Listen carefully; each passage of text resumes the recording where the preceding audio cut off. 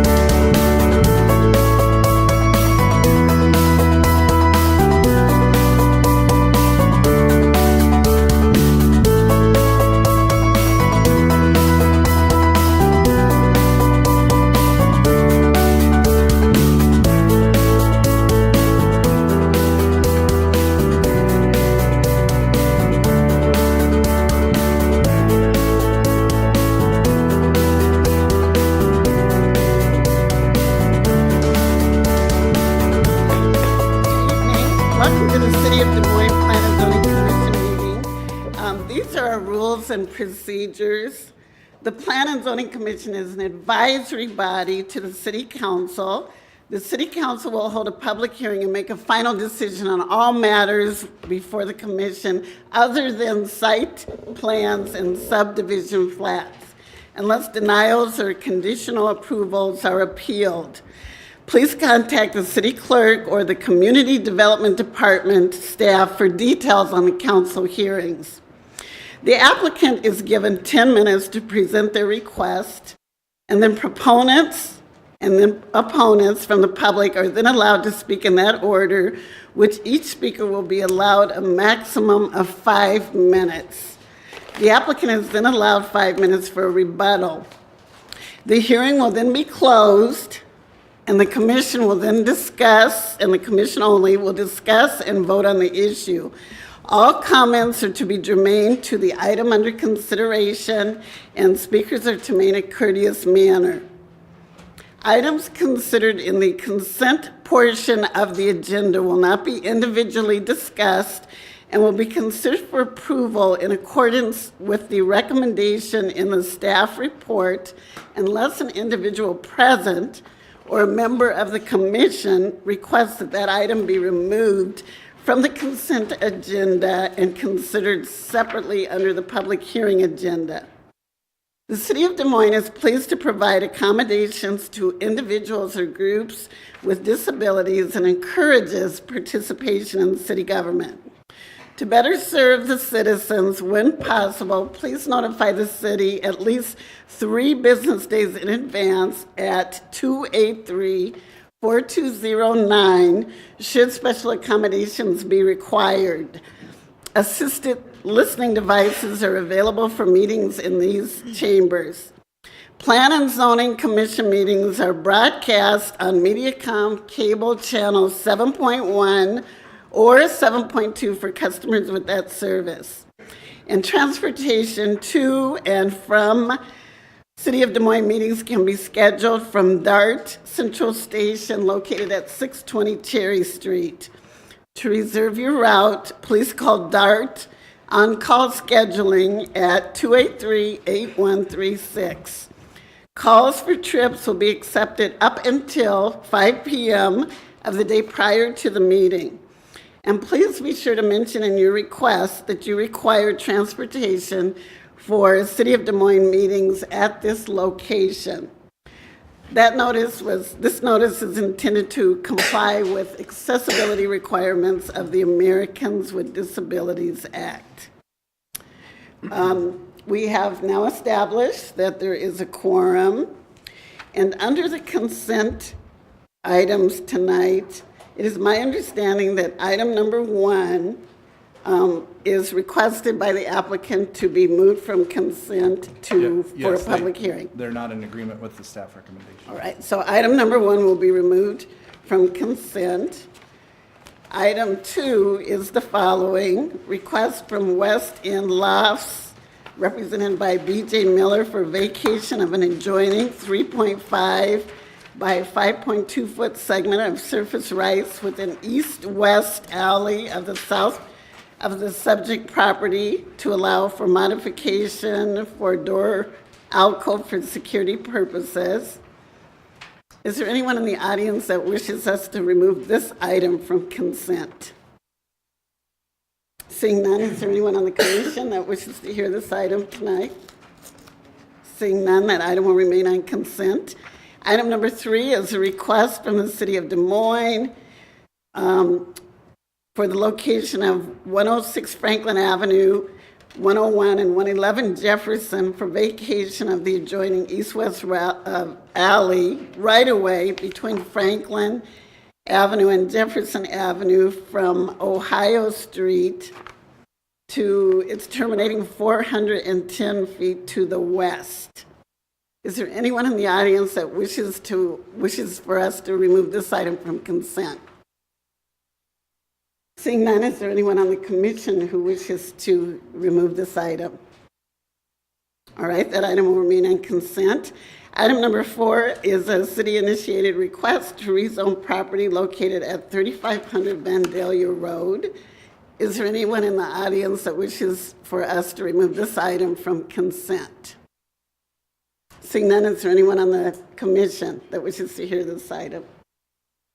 All right, seeing none, those 3 items, then item number 2, item number 3, and item number 4 will remain on consent. It is my understanding that item number 9, which is a request from Agape Pregnancy Center to rezone property located at 2008 and 2222 Bennett Avenue, that the applicant is in agreement with the items in the staff report, and this item could potentially be moved to consent. Yes.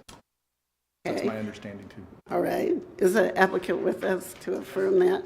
And is They that are. correct? That is I was gonna correct. say, I Thank can you. Pick them out of the crowd. All right, so commission, is there a motion to move this item to our consent agenda? I'm sorry. Oh, is there anyone who did wish to hear that item? I'm sorry. Seeing none, is there a motion from commission to move this item to consent? Jan, thank you. So item number 9, there's been a motion to move to our consent agenda. All those in favor from the commission, please signify by raising your hand. Acclamation. All right, got that, Tyler? So now we're ready to move on the consent agenda. So moved. Thank you. I was just going to clarify that we have removed item number 1, and so we'll be voting on items 2, 3, 4, and now item number 9. And it's been properly moved. All those in favor of the consent agenda, please signify by raising your hand. Okay.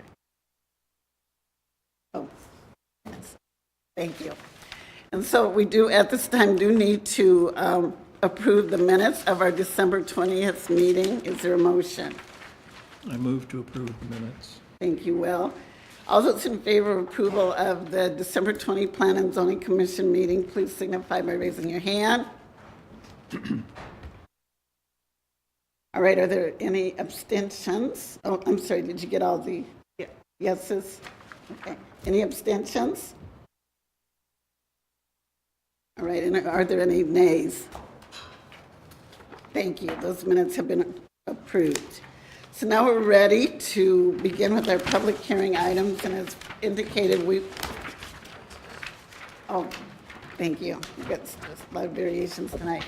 In the public hearing items that are listed on the agenda, we have item number 5, which is a request from TK Development for review and approval of a second amendment for preliminary plat for Southwest Wood Estates on property located at 3800 Southwest 56th Street to continue this request to our February 7th meeting. And that's your understanding, is the applicant with us to affirm that? planning to be here. They didn't plan to be here? Right, they're planning to resubmit a revision based on a meeting that we had. All right, so then this item can be moved to our next meeting. Is there a motion to move item number 5 to continue it? Thank you, Jan. All those in favor of continuing item number 5 to our February 7th meeting, please signify by raising your hand. Okay, got it. Item number 7.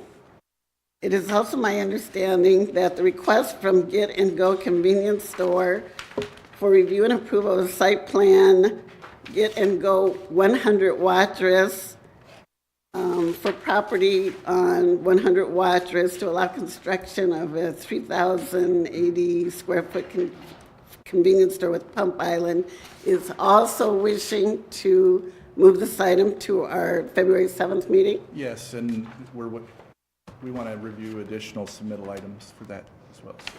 All right, and is the applicant with us tonight to affirm Designer that? was just here. He might have been, he was also the designer on one of the other items. I didn't hear what you said, I'm sorry. The designer was just here, but I don't see him now. All right, but it's your understanding that they are in agreement to move this item to February 7th? Yes, they've made the request. They made the in writing. request? Yes. All right. Is there a motion on the commission, by the commission, to move So this moved. item? Thank you, Mike. All those in favor of moving item number 7 to our February 7th meeting, please signify by raising your hand. Okay. Likewise, item number 8, which is a request from Full Court Press to rezone property at 3506 University Avenue.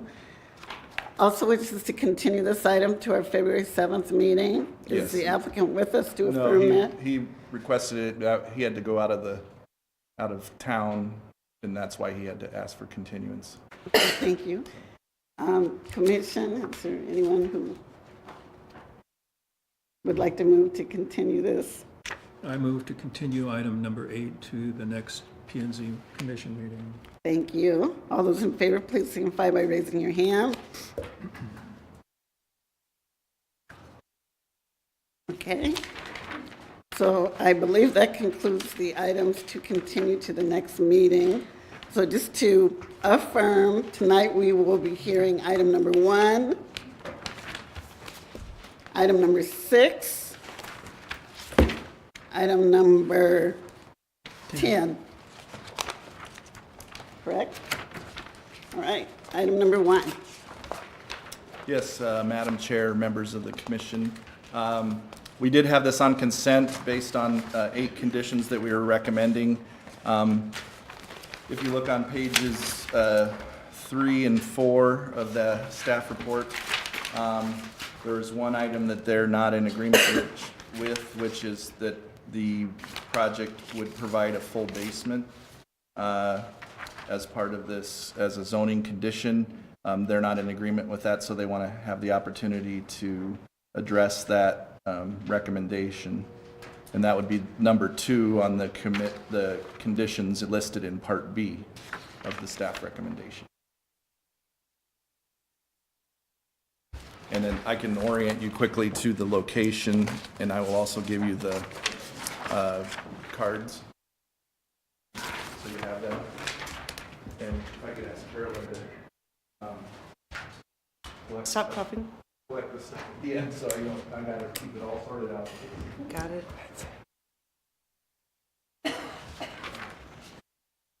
So the property is in the Capitol Park neighborhood, just west of East 14th Street on Fremont. This is the Ocean Dental, I believe, building. It's to the right at the corner of East University and East 14th, so this is just to the southwest. They've combined 2 original parcels that had contained single-family dwellings. That gave by rezoning this, that would also give them the width to allow a 2-family dwelling unit. Plan DSM contemplates both 1 and 2 family dwelling units in this area as a low-density residential area, so it would be consistent with the Plan DSM. And I'll let the applicant elaborate on the reasoning for going with a 2-unit building versus a 2 separate single-family dwellings. Like I said, they're not in agreement with item 2 of Part B, which is recommending approval of the rezoning to R2, subject to those conditions. Are there any questions anybody has with the staff report before the applicant gets up to speak? Don't see any. Right. So, the applicant, thank you. Step forward, name and address, please.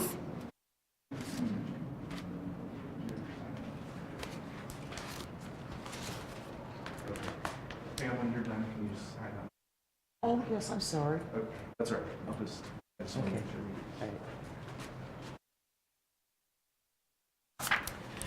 I'm Pam Carmichael. I'm the Director of Home Incorporated. We agree with all of the requirements of the staff, with the exception of the basement, and there's a couple of reasons for this. This is the project that this is a unit that is similar to the project that we will be building. This is built in the King Irving neighborhood. There's two duplexes there, and a single family that we made into a complex for homeless women and children. This unit here is, oh, I'm sorry. you can use that pointer there right there next to you. Okay, well, the unit that we have here will match exactly what we're planning to do on Fremont, except there'll be just one unit, one duplex of 2 units.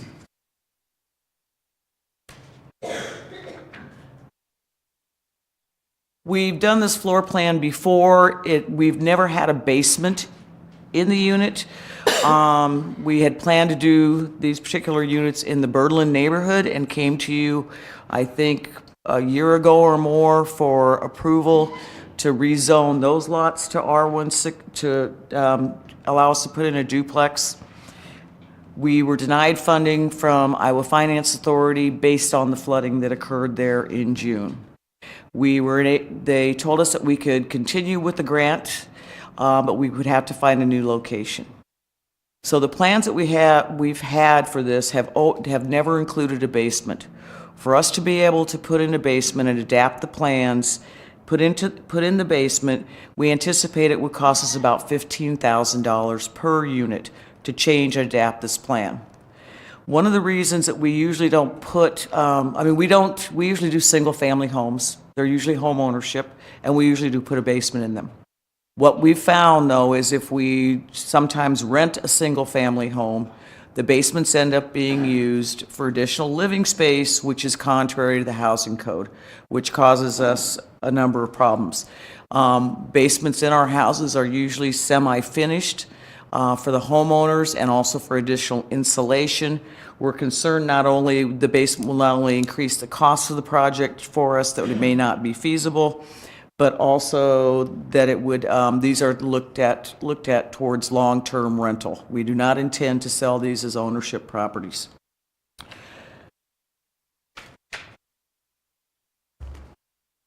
This is the second floor. What we have agreed to is, typically with these units, we were putting up sheds. We recommended, in our plan to zoning, we said we would put up a 1.5 car garage. We are willing to put up a 2-car garage to help deal with the idea of need for additional storage.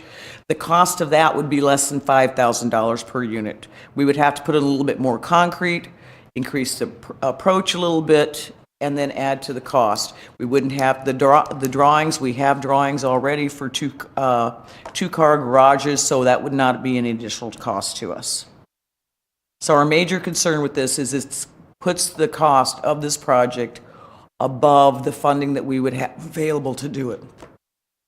I'm willing to answer any questions you may have. Thank you. I have Ms. a Carmichael. question. Where will the people be parking? Will you be providing parking off the alley or Yes. relying on street?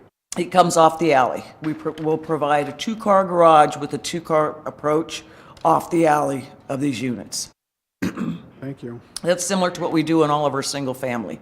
So you will build a storage shed in addition to the garage? No, we'll just put in the 2-car garage. Okay, thank you. Did you present this to the city in terms of the garages? I spoke with the city today or recently about them. One of the reasons that we continued this from, I think it was December to now, is not only because we were unable to hold the public meeting for the neighborhood, but also because we were trying to get the costs in regard to the garage. I did speak with them this morning, and I do understand that the city, this is a requirement of the city. They do not like to make an exception to it because an exceptions would be expected by others. So I understand the reason and rationale for asking for the basement. Any other questions from Ms. Carmichael? And I assume you mentioned that you were unable to hold your neighborhood meeting, but you've since done that. We have since held it. I held it on January 3rd. I held it in one of the units that we built, single-family unit that we built that is vacant right now in the neighborhood on Fillmore. We didn't have anyone come to the meeting. I do know that there's been one response turned in from the city's mailing in opposition to this because it's affordable. My understanding is because it's affordable housing, and the neighborhood has what this resident feels is adequate supply of affordable housing.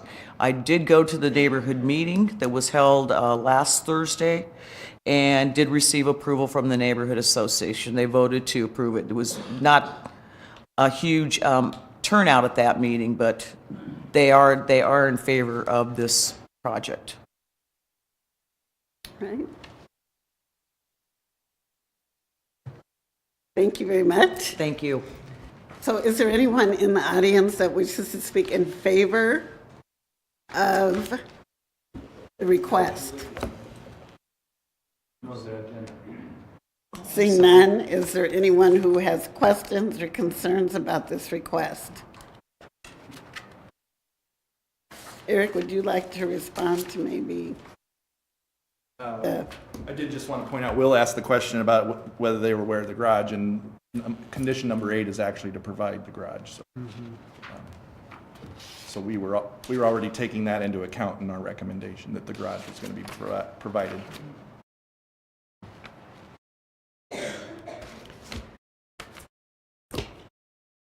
If there's no one else that would speak, I'll close the public hearing and commission. I'd like to make a motion that we move staff with the deletion of item number 2 under Part B, and in its place insert the following language: the unit plan and architecture shall be compatible with the image shown. And ma'am, may we have that image and the floor plans for the file? We have a copy of it. Okay, thank you. So I'm not requiring that it be exactly like that, but that it should be compatible with. Madam Chair, I'd like to support that motion. Although the building is a little bit bigger than many of them in the neighborhood, the scale of the building, the way the planes have been broken up in terms of the massing, are very compatible, and I think it would be a good fit. Right, any other questions about the motion? Just to confirm, that means no basement? No basement. Okay. So we will vote in 2 parts on this item. Part A is that the proposed rezoning be found in conformance with the existing plan Des Moines future land use plan designation of low-density residential. So Mike, your motion was for both, correct? For Part A and B, but I think we're supposed to break them up, so. Okay, so all those in favor of staff recommendation on Part A, please signify by raising your hand. Okay, so Part B then has been moved to approve the rezoning of R2 to 2-family residential, subject to the following conditions. Number 1 remains the same. Number 2 is revised to unit to be compatible with the image. I just want to make sure I have the correct image that we're referring to. Delete any dwelling unit shall have a full depth basement, and then insert the unit to be compatible with the image shown. But I mean, what image shall we say that is? The one she showed in the record. We Okay, have so it. the image that the applicant has shown. Number 3 remains the same, number 4 remains the same, number 5, number 6, number 7, and number 8 conditions remain the same. All those in favor, please signify by raising your hand. All right, it goes unanimous. All right, so that motion passes. Thank you very much. All right, so we are now ready for item number 6.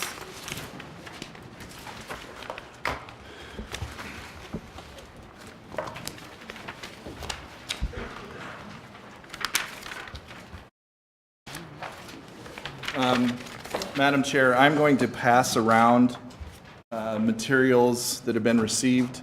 They include the cards and letters that were from the last meeting. Okay. And they're broken out and also include communications received since the last meeting. And so that you're clear, hopefully you can keep them together. There's a clip with each one. And then there's some other things that were provided with the testimony at the last meeting as well that I will include. And then as soon as I give those to Mike, I'm going to show you our draft minutes just to reference those.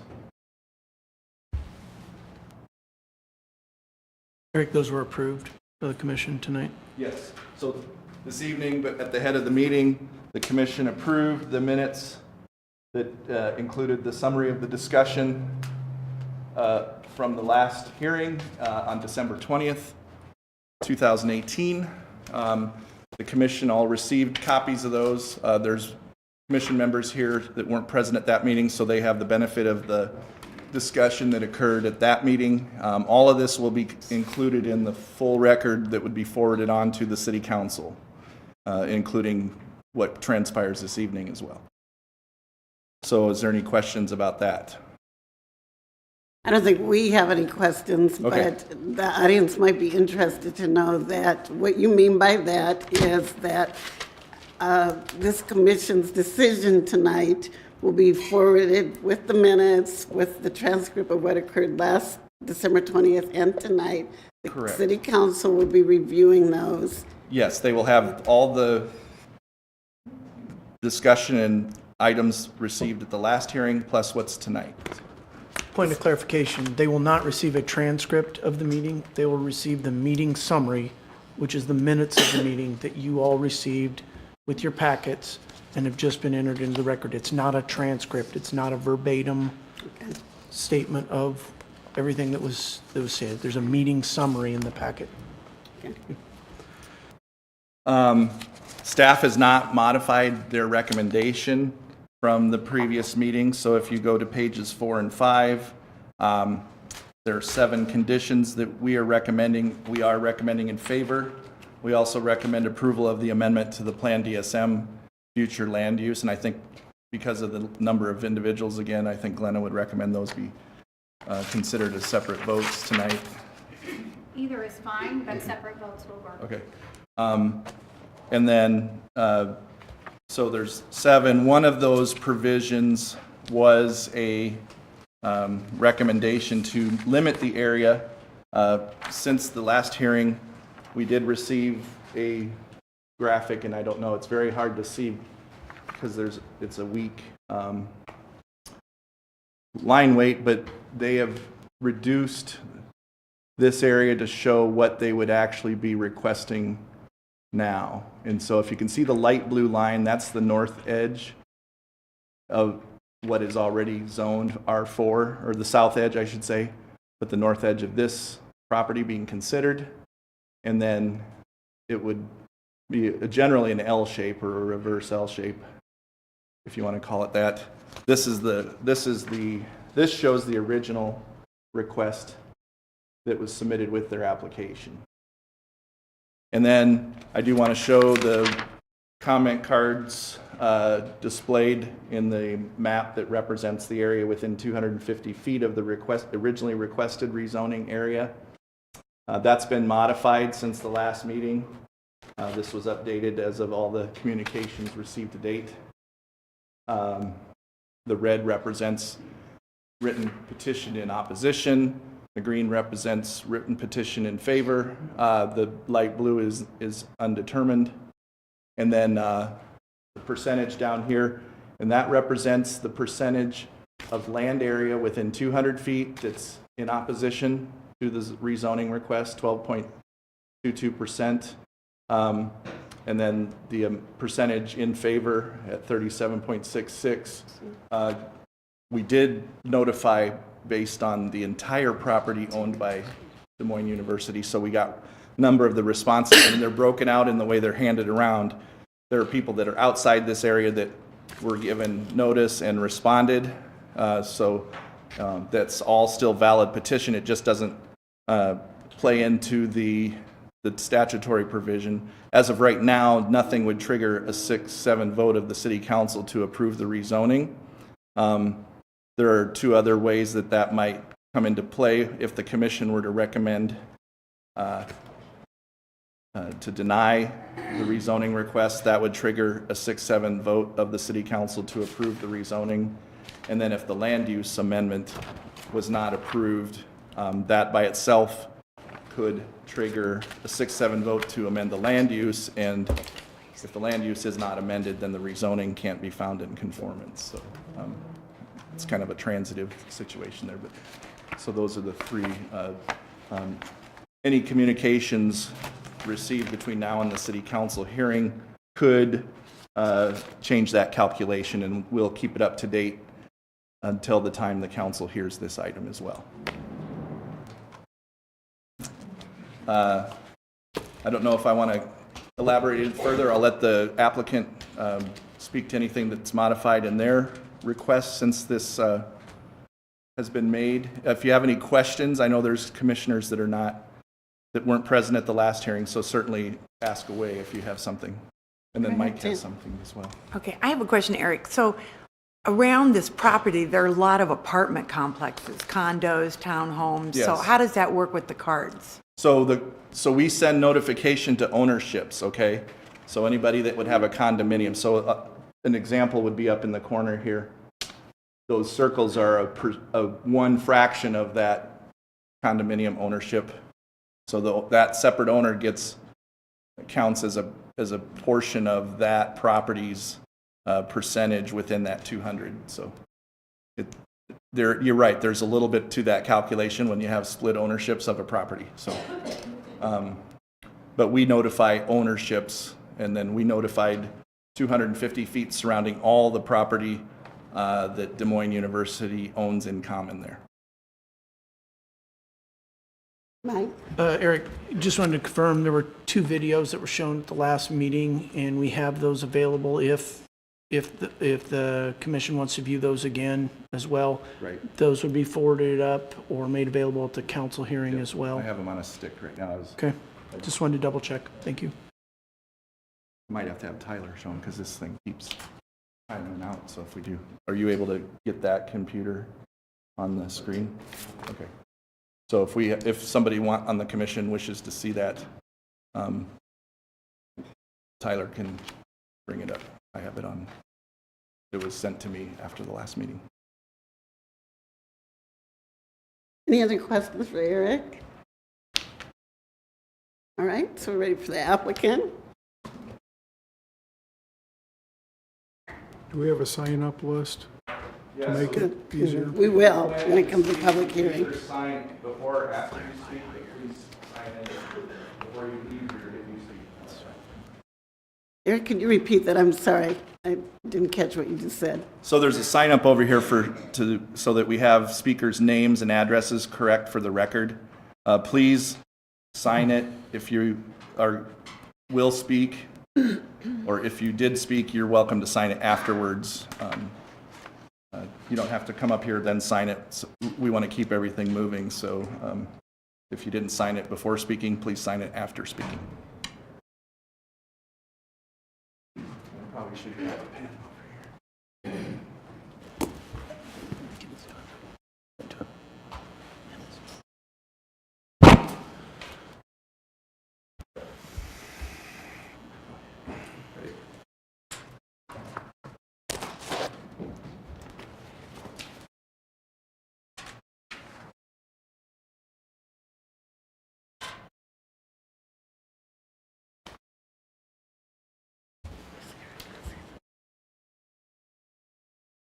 Madam Chair, members of the commission, my name is William Lillis, 317 6th Avenue, Suite 300, along with Daniel Manning from our firm. We represent Des Moines University.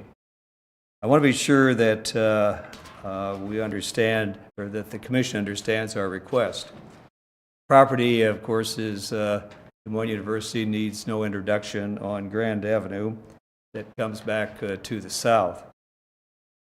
The purpose of the request, or the request to rezone, is what we call limited R4. I think you understand that, but it deals with the two conditions. One is a need for parking at the university, and the other has to do with a generator. So in the staff recommendation, and number one, we do agree with the staff recommendation, we want to be certain that the commission understands our request. It's limited strictly to the area. It's difficult to see, but it's in blue in that part of the site. So to the east, along the south and east part of the property, in the blue area, that would be the parking lot.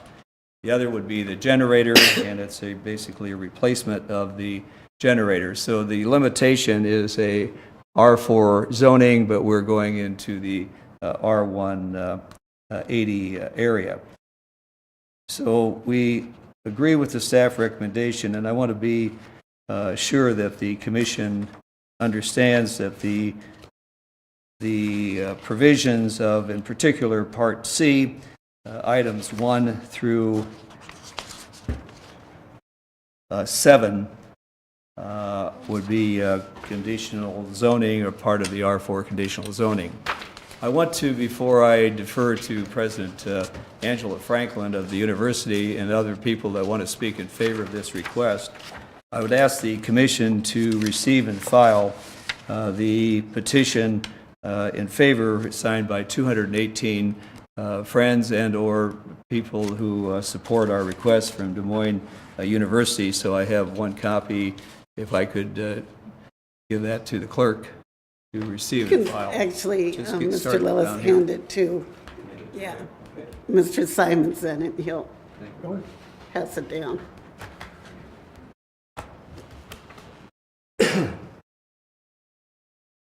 There would be one condition that I would like to elaborate on that seems to be probably the genesis of a lot of the discussion that you'll hear this evening as to the use that we're proposing. Number 7 in particular deals with what the drainage situation, for lack of a better way to say it, the stormwater utility, and the university has spent considerable money over the past years to prepare and to build at its expense the necessary retention, I never get it right, retention, but to take care of the water that comes off of the university parking lots and goes back down to the south. There's been a lot of discussion, and I think rightly so.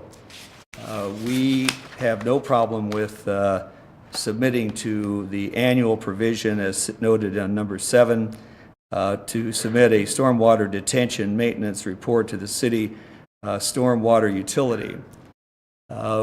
The people that do the work at the university are very cognizant of the drainage questions, and if there is a provision regarding the certification by an architect and or an engineer, a professional person, we have no quarrel with that. We have no objection to making that a condition under number 7. And we'd welcome questions, and we have our professionals here who could speak to what we believe is our responsibility, and we're not shying away from that, as to what would be the continual need for that.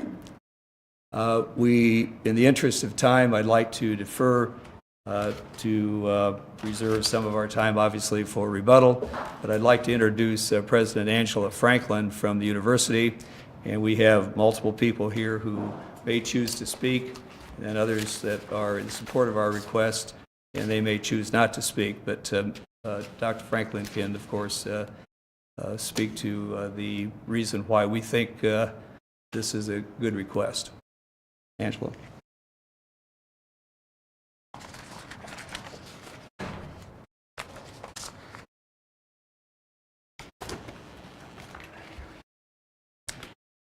Thank you, Mr. Lillis, and Madam Chair and members of the commission. It's a pleasure for me to have the opportunity to speak on behalf of Des Moines University.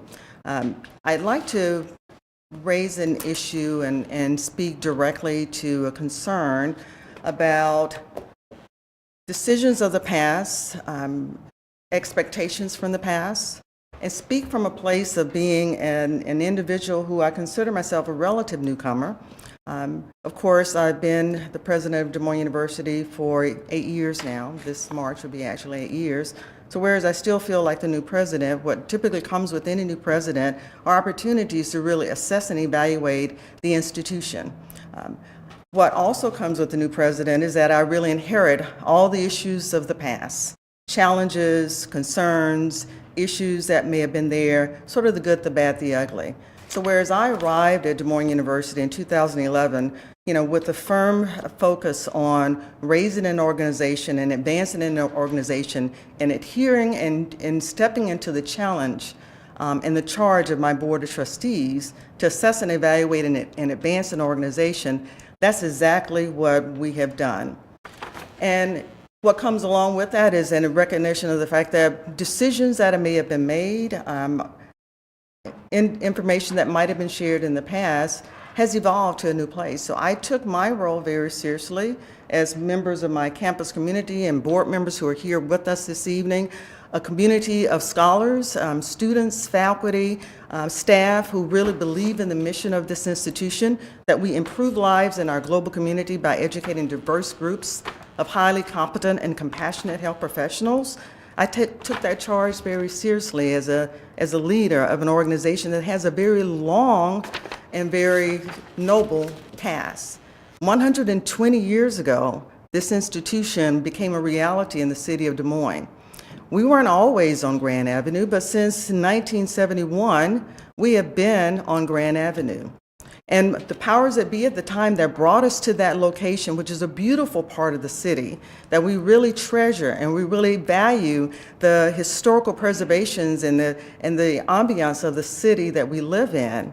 What came along with that is a real understanding and appreciation for what the impact we will make as a campus community.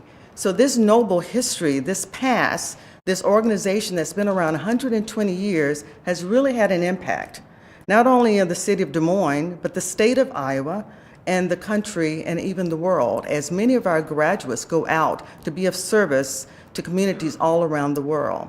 So whereas we are, in my mind, a gem in the city of Des Moines, we also have an impact much broader than the city of Des Moines.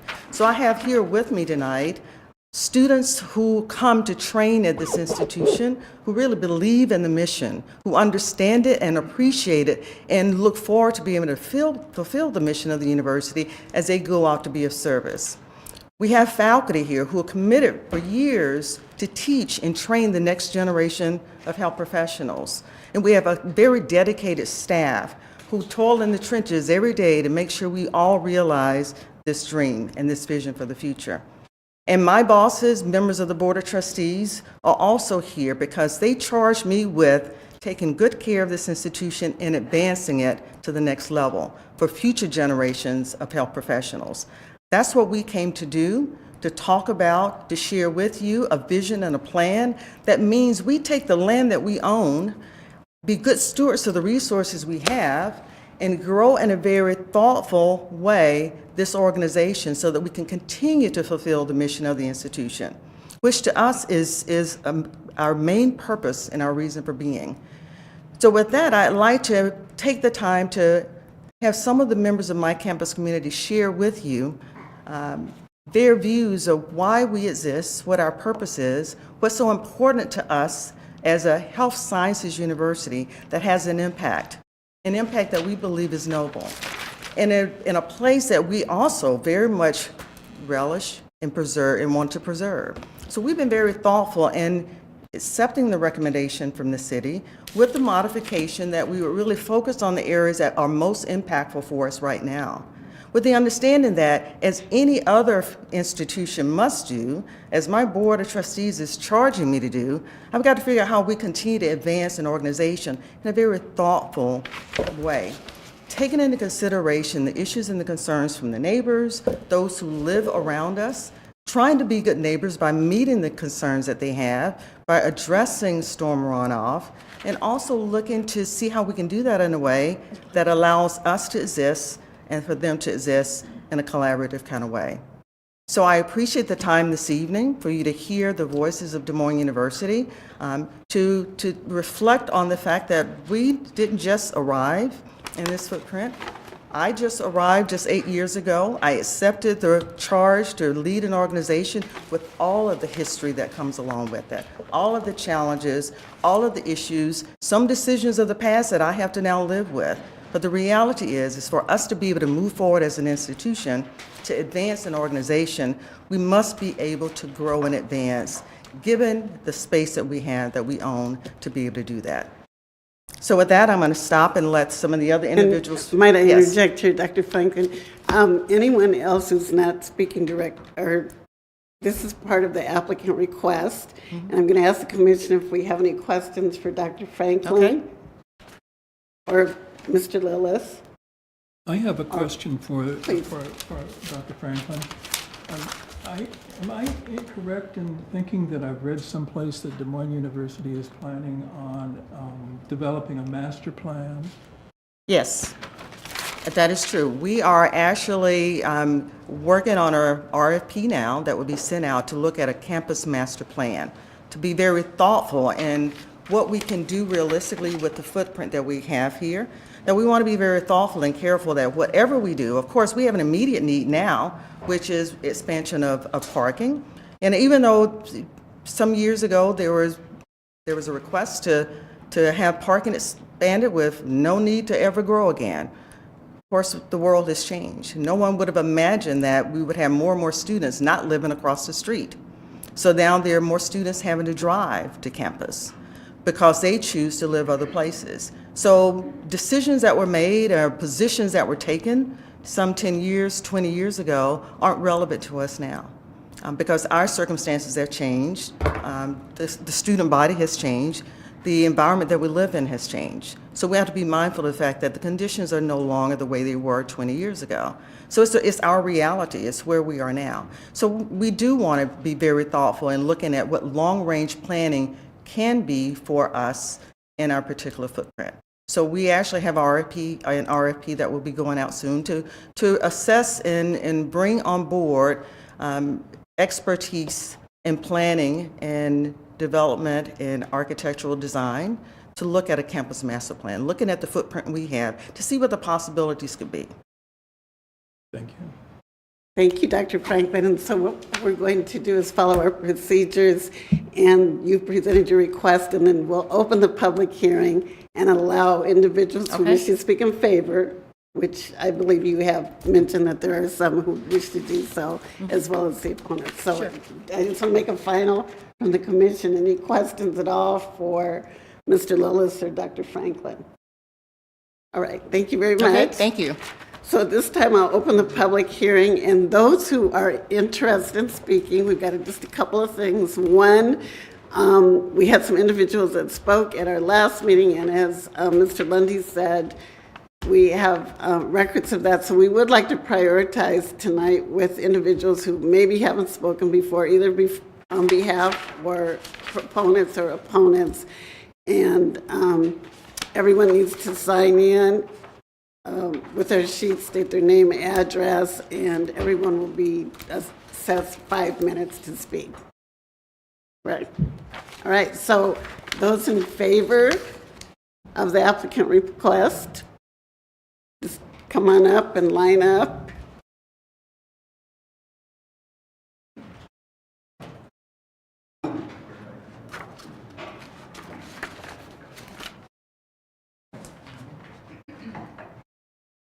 All right, you can.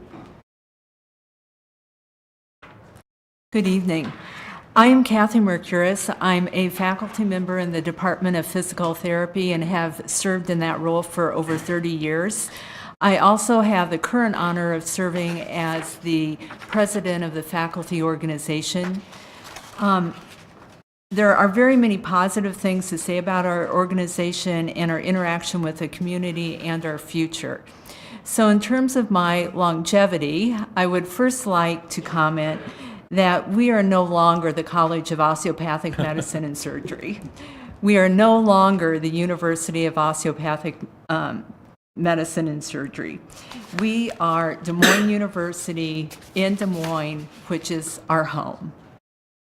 As you've seen, our current leaders are very engaged in the community, and we are poised for the future to meet our mission, again, of educating highly competent, compassionate health professionals to improve all of our lives. In terms of my faculty role as president of the organization, I'd like to clarify that as faculty, we have 3 to 4 primary duties, and those include teaching, service, research, and health care. Our current limited parking is impacting the ability of both faculty and students to arrive in time for class, to take exams, and to provide patient care. In addition, we have over 400 specialized healthcare providers in the community who volunteer their time to come in and provide lectures for our students in their specialized areas. I would hope that and those individuals need to get to campus, they leave their clinics, they have to find parking quickly, get to class, and then leave so that they can get back to their practices. I would hope that everyone in this room recognizes the services provided by our faculty, staff, and students and the impact on the community.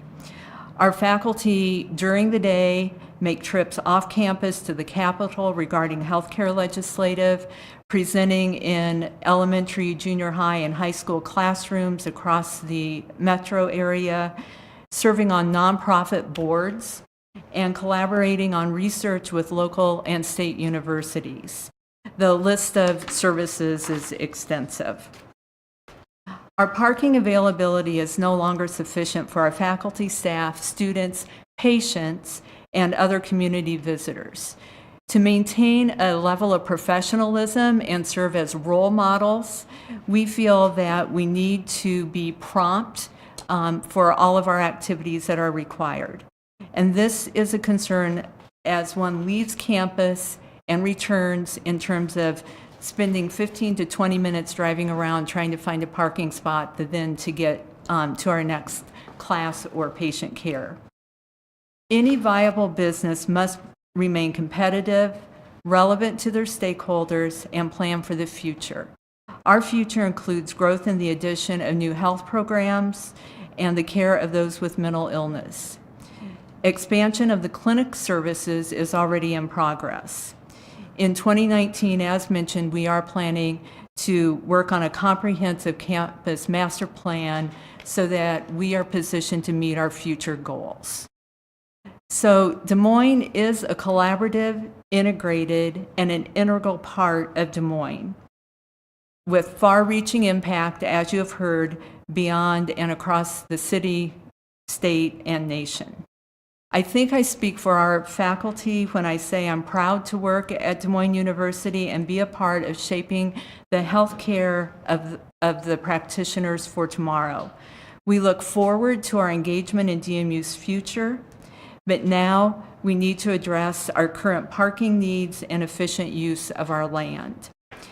While we respectfully understand the concerns of the neighborhood, we feel that we are good neighbors. We have been able to address issues with the mobile van, some of the landscaping issues, the water retention issue, and I think that we continue to respect those and will continue to be good neighbors to the area. So I urge the members of the Planning and Zoning Commission to support the city staff recommendation to approve our proposal. Thank you. Thank you.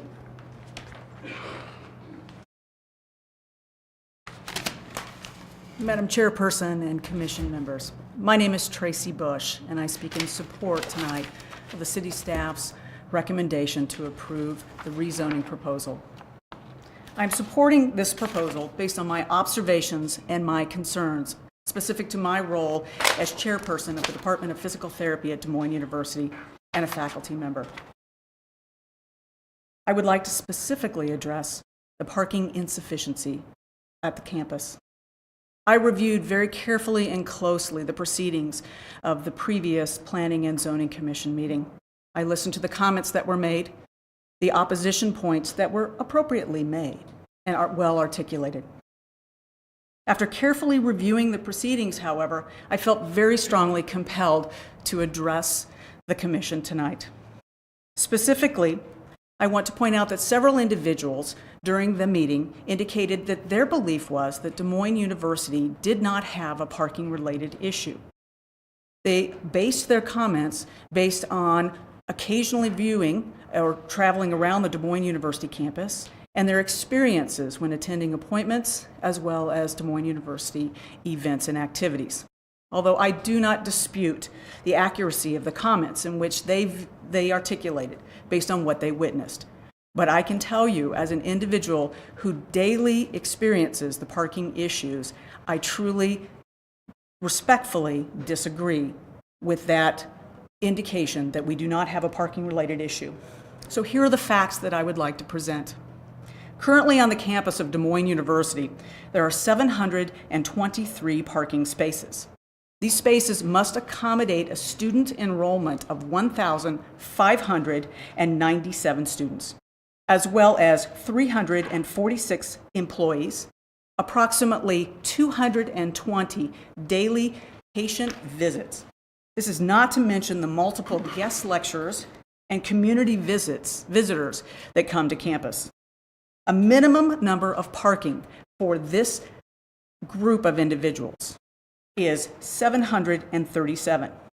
This does not include the community members, the prospective students, and the other individuals that come to campus that are unanticipated.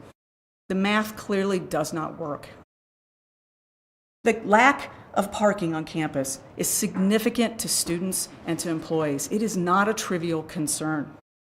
DMU, as it has been mentioned, is an urban campus, which is true.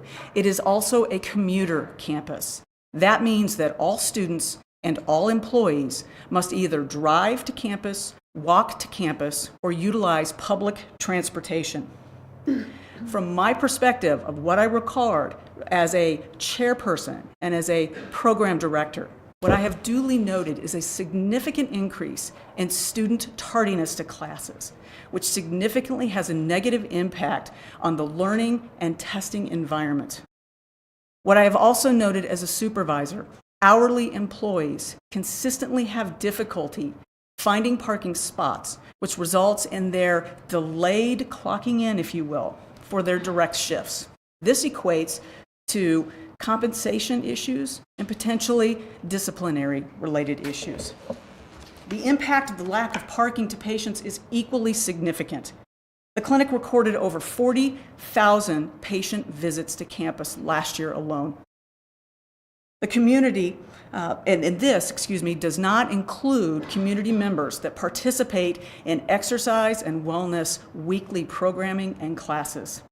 I was thrilled to hear individuals at the last planning and zoning meeting who indicated they utilize clinic services and they have not had a parking situation. But that is not the case for everyone. It is not uncommon for patients to be late to appointments. And I think we all know what happens with the domino effect. When one patient is late, your appointment's about an hour late after that. It is also not a rare occasion for patients to literally call and cancel their appointment while sitting in the parking lot because they cannot find a parking place. During the past several years, Des Moines University has attempted to address the parking-related issues without having to expand our parking footprint. We have done this by offering free public transportation for students and faculty. Although many use this, it's not a possibility for everyone. In addition, we have removed multiple designated parking spots and changed them to general parking for the purpose of allowing... Ms. Bush, I need to give you the 5-minute warning. Yes, ma'am. Do I have about 30 seconds or am I about done? It looks like you're done. Oh, okay. Okay. May I make any other additional comment? I am respectful of the time and the community here. All right. I tell you what, if you don't feel that it has been addressed with any of the other speakers later. Yes, ma'am, I will do that. Thank you very much. Madam Chair, members of the Commission, thank you for the opportunity to speak today. My name is Kim Tran. I am an associate professor at Des Moines University, and I have been there for 9 years. I teach and do cardiovascular research, cardiovascular medicine, and I would like to spend very little time to very specifically talk about the two needs that we are requesting for, which is the generator and the parking. Specifically to what has affected us in what I do. And before saying that, I would like to say that I concur with most of the things, all of the things that Dr. Franklin, Dr. Mercuris, and Dr. Tracy Bush have mentioned. Regarding the power, we do need consistent power. And I have been here 9 years, and based on the record of the Mid-American Energy, we have had 25 outages, as you've heard from last time. Two of those occasions are quite damaging to our research activities. And we had two occasions in which the outages were very, very long, and we had to remove our materials from freezers, which dropped temperatures which increased temperature from minus 80 degrees to minus 50 degrees. And in those conditions, our materials went bad. And as far as the research goes, we try to save money, so we weren't sure we maybe, okay, minus 50 might work, so we spend more time working on those. And when they didn't work, we lost more time and more money. And these dollars were, for my specific lab, were from the NIH, which is taxpayers' money. And so that is just one incident. And then later on, we had, my lab specifically, we do a lot of intracellular imaging. So anytime there's a power outage, we lost data because we prepared for several days before that experiment. So that's those specific things. I feel that there's a strong need for consistent power supply in our campus. Regarding the parking, we have serious parking issue for the students, because I'm the one that, like any other faculty, I come to the work every day, sometimes evening and weekends. Although we have designated slots for faculty, but we have had occasions where the faculty parking slot were filled.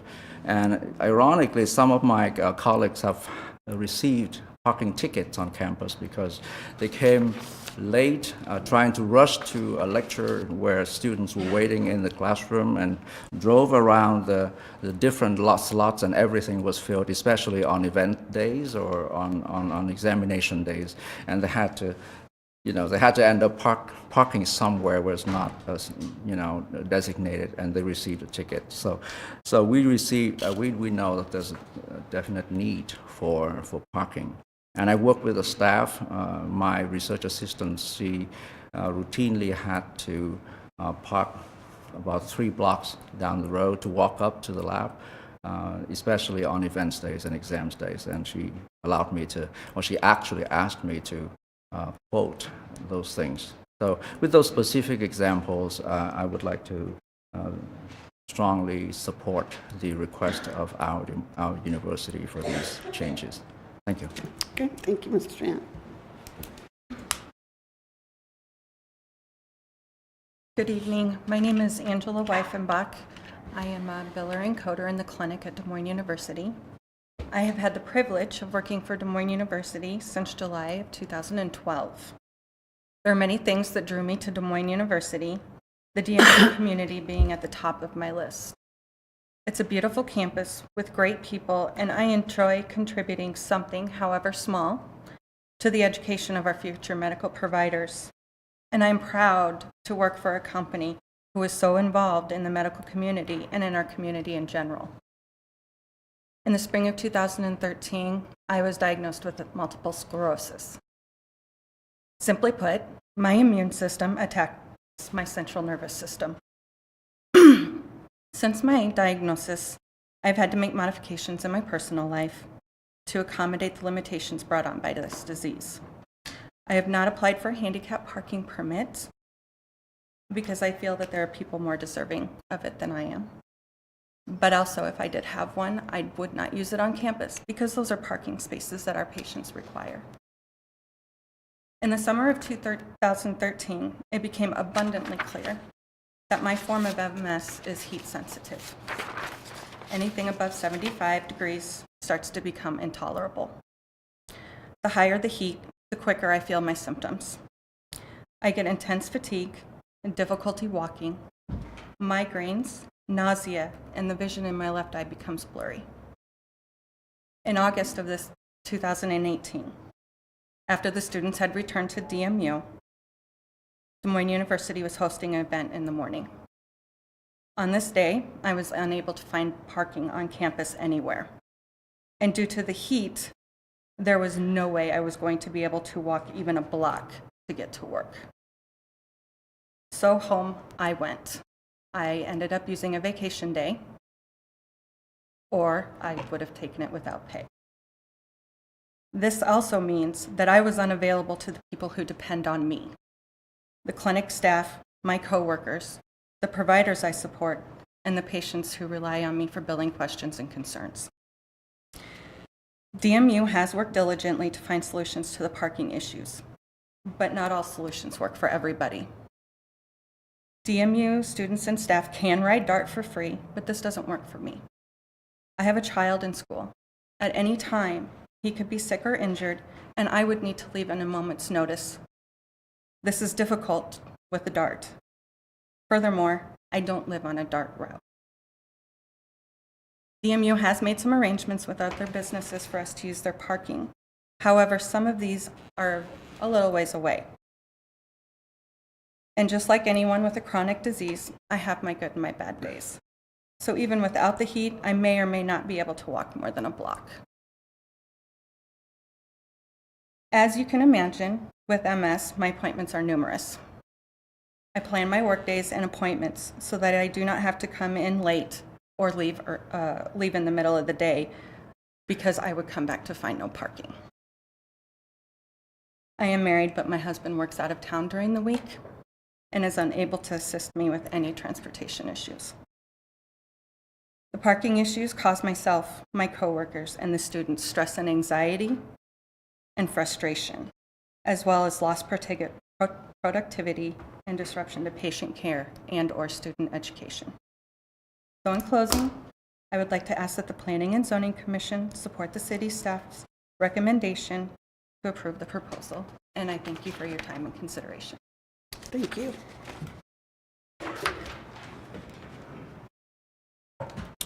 Good evening. My name is Matthew Mahoney. I'm a first-year osteopathic medical student at Des Moines University. I grew up in Des Moines, and I'm absolutely thrilled to be back. Des Moines obviously has turned into a really cool city to be in for a young person and obviously for everyone. So I wanted to share a little bit about the parking situation from a student's perspective and how it impacts me on a day-to-day basis. So obviously, I wasn't able to be at the last meeting because we were on winter break, but I was able to hear some of the comments made from everyone, and it seemed like there were some comments about not having a demonstrated need for parking.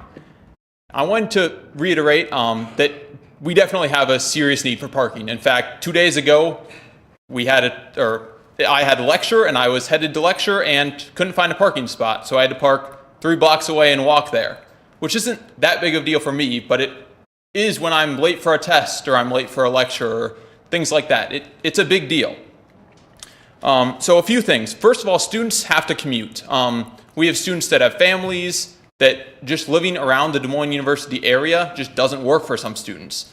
Personally, I live downtown, which is too far to walk, and public transportation isn't necessarily convenient for me, and so I drive. But that does provide a challenge because we currently don't have enough parking. On every day I have a test, I have to get there roughly 30 to 45 minutes early just to make sure that I'm not going to run into a parking issue. Because the reality is, if I'm late for a test, that's not very good for my medical education, as I'm sure you would imagine. Also, being a medical student and a health science student anywhere is incredibly stressful, as I'm sure you would imagine. And so it's just being made worse by this parking situation. And so, in addition, students who come to campus who are on tours, interview days for admissions, I've heard of students having to park blocks away, which isn't necessarily a good way to recruit students to come to DMU. Like, that just doesn't give the great impression for these students that would live in Des Moines. So, in conclusion, I ask that the members of the Planning and Zoning Commission support the city staff's recommendation to approve this proposal. Thank you. Thank you, Mr. Mahoney. Good luck to you with your studies. Thank you. Can I remind people to sign in if they've spoken? Okay. So he's saying go ahead and then just be sure to sign in when you're done. I got it. All right, my name is Teresa Fuller. I am also a student at Des Moines University. I think Matt did a great job of making the points of how stressful it can be for a student with the parking situation. I would like to speak a little bit on the idea of limiting resources. So when we limit resources like power and we limit resources like parking places, we limit our ability to progress and to grow and to meet the ever-changing, ever-growing demands of healthcare. We cannot expand the services we provide at our clinic because our patients don't have a place to park, and we cannot hire new or more providers because, again, we don't have those places to park. And when we're limiting those things, we're limiting our ability to care for the community. And I can personally speak on the personal sacrifices that myself and my fellow students have made because we want to help people. We want to get a great education. We are dedicated to this community. We are just trying to provide the best possible care we can. However, we cannot meet the demands of the growing demand for healthcare providers cannot be met, and we cannot help and we cannot make it better and we cannot solve our problems, and we are limiting the resources that we need to do so. So with that, I ask that the members of the Planning and Zoning Commission support the city's staff recommendation to approve the proposal. Thank you so much for your time, and I appreciate your consideration. Thank you, and good luck to you in your studies. Thank you. Madam Chair, Commission, thank you for spending your time to hear from us this evening. I am speaking in support of Des Moines University's application this evening. I am Phil Blumberg. I am the Executive Director of the clinic. I don't know if you know much about the clinic. We are a multi-specialty clinic on the DMU campus. One of the things that we provide in addition to patient care are important student rotations, so they get clinical experience before they go out into their residencies and start providing hands-on care to the community.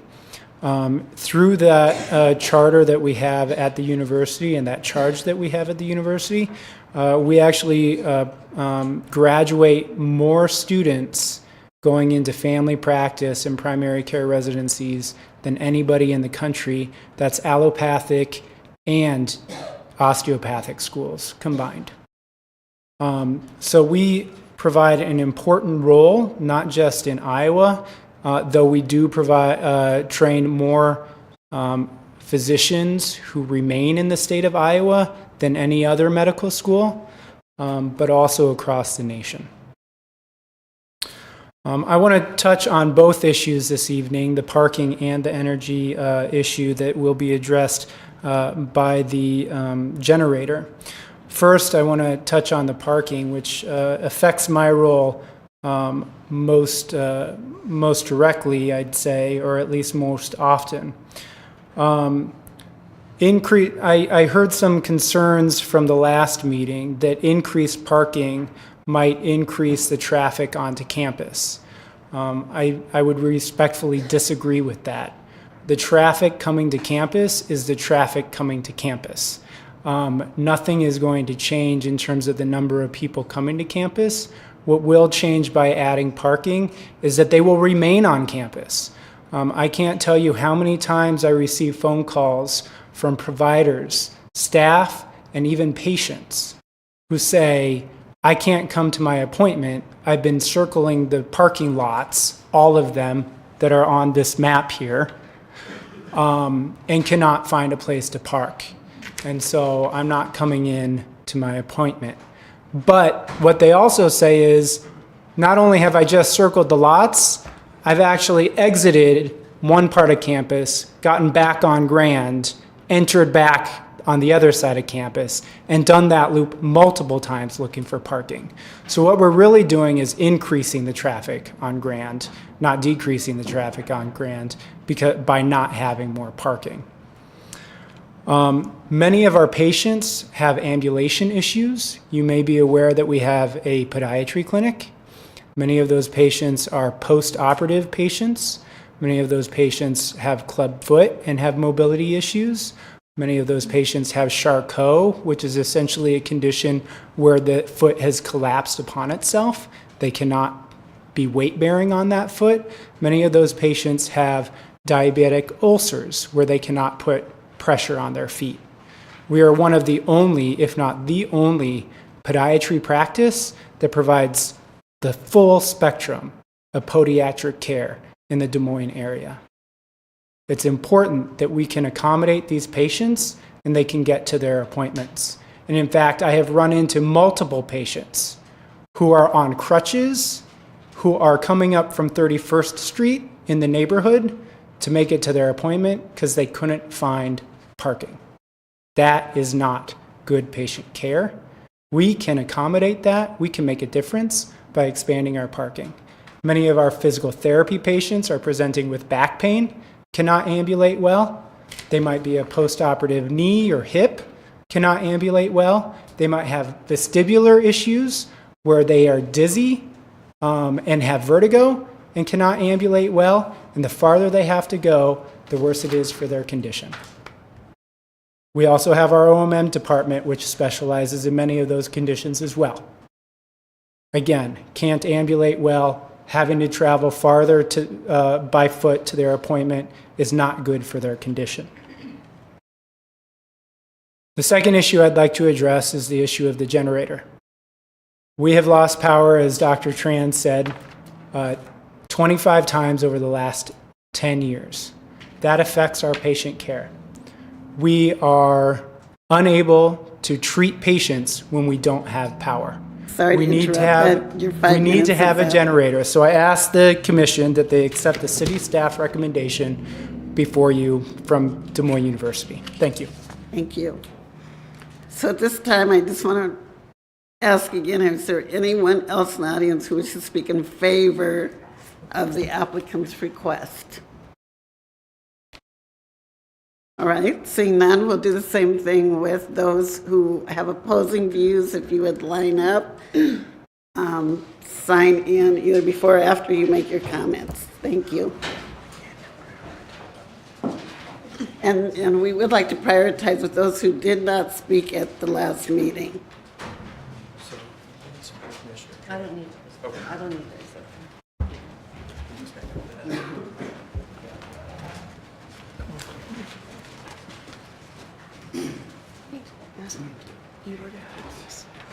Yeah, you can line up against the wall. And again, those who did not speak at the last meeting. Madam Chair. Kathy Furman. If I may, Jackie, I just wanted to make sure that we had stated clearly that we're prioritizing people who have not spoken before, or if you have an issue that is new that has arisen from the last meeting, definitely please address that. Otherwise, all of the comments that were made at the last meeting have already been received in the minutes. Thank you. Kathy Furman, 3419 St. John's Road. Madam Chair, Commissioners. I am currently serving as the Secretary-Treasurer for the Greenwood Historic Neighborhood Association and previously served 3 years as the President. I would like to start by giving you a brief history of how we arrived here today to oppose this request. This map, the first map in your packet, was created in 2016 because of requests that came before both the Zoning Board of Adjustment and the Plan and Zoning Commission regarding a property at 3816 John Lind Road. It gave our association and the Des Moines City Council an understanding of the impact of water on our neighborhood. Both you and the Zoning Board of Adjustment denied the requests based on our presentations, and we thank you for that. Your decision was appealed to the City Council and was denied. The Council's decision was challenged through the court system, making its way to the Iowa Supreme Court this year, where it was denied a hearing. You were the beginning of a series of correct decisions that were supported by our state's judiciary. At that time, we thought we had a good understanding of our water issues. Then, last year, on January 16th, Des Moines University held a meeting to discuss their first run at this project. Prior to the start of the meeting, I had a conversation with Mark Pfeiffer. He said that this was going to be a great thing for our neighborhood because DMU was going to be cleaning out the detention pond on their property that had silted in over the years. This was a surprise to me because I had never seen anything on their property that looked like a detention pond. I met with Mr. Pfeiffer the next morning to explain the damage that their negligence had caused in our neighborhood, and that, in my opinion, it could be a public relations problem for the university. They withdrew their request that afternoon. Please note, the detention pond shown with the red oval was not on this map when it was originally created. For the last year, Des Moines University has been trying to reposition themselves as good neighbors. These attempts can in no way make up for their years of negligence. Next, I would like to discuss the costs that Des Moines University's negligence has caused our neighborhood and the city of Des Moines. Regarding monetary costs, the city has purchased and demolished flooded homes and has repaired streets due to floodwaters. These costs are paid for by the taxpayers of Des Moines as the result of the actions of a nonprofit tax-exempt organization. There are also emotional costs to our residents who worry about further damage to their property and the safety of their families. There are environmental costs. Every time a square foot of green space is converted to concrete, there are environmental consequences. My neighbors will follow with testimony supporting these comments. Lastly, I would like to discuss other options the university might explore that would not require the request before you. Please reference the second map in your packet.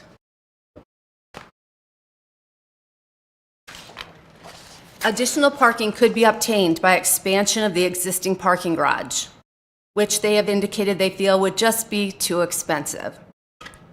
They could also evaluate the current parking areas for opportunities to disperse these 37 parking stalls throughout the existing 735. This might be done by creating smaller stalls for compact cars and simply restriping the current parking areas. That small blue box you see on this map represents the generator. Just glancing at this map, you see there are numerous locations on the existing campus where it could be placed, including building rooftops. They do have other options. I am asking that you deny the request from Des Moines University for the same reasons you denied the request from the property owner on John Lind Road. The question you have to ask yourselves tonight is, are you going to treat a tax-exempt organization that has deep political connections in this town the same way you treated an individual tax-paying property owner? Thank you.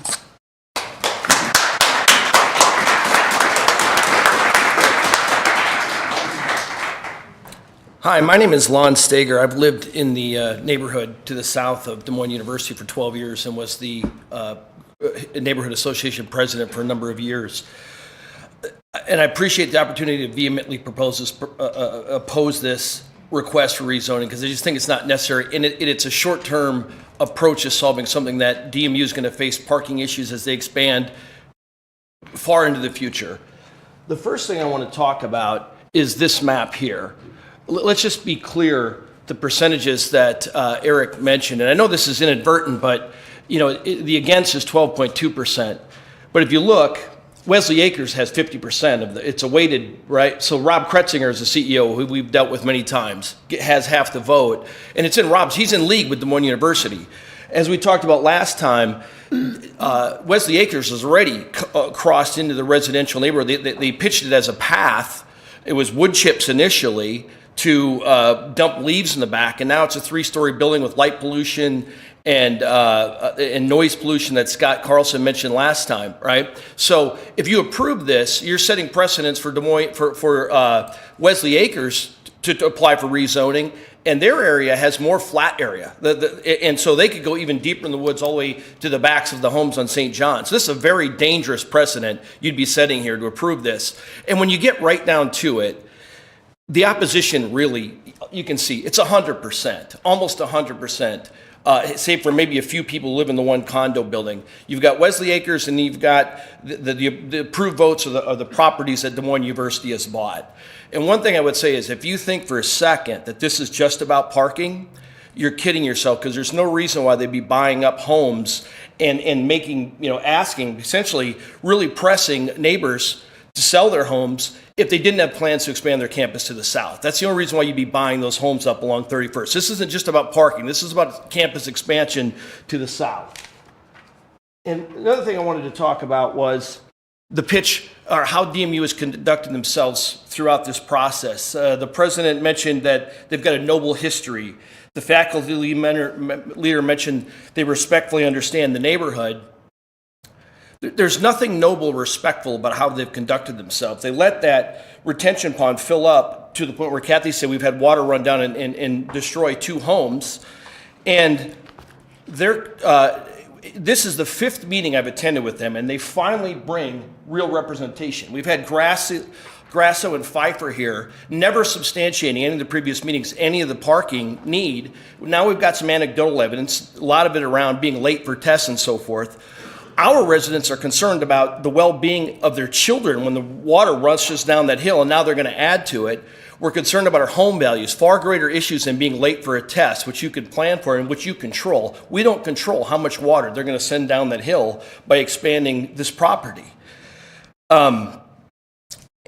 So one of the other things we wanted to talk about was the other options. We've not seen this master plan. I am in full agreement with Kathy that something that DMU should explore is adding building vertical. They're trying to solve a problem of an urban campus by destroying residential green space and causing all kinds of problems like displacing homes, washing out homes. It makes no sense. They could build vertically on other garages. Long term, they could underground parking with a building structure, could house a generator and that. There's options available to them.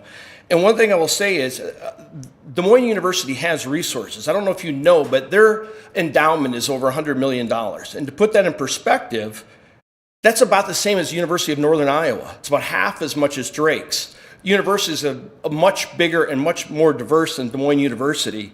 So they've got resources, and it's the job of their executives to come up with palatable solutions for an urban university. Instead, they want to take the expedient route and destroy homes. It makes no sense.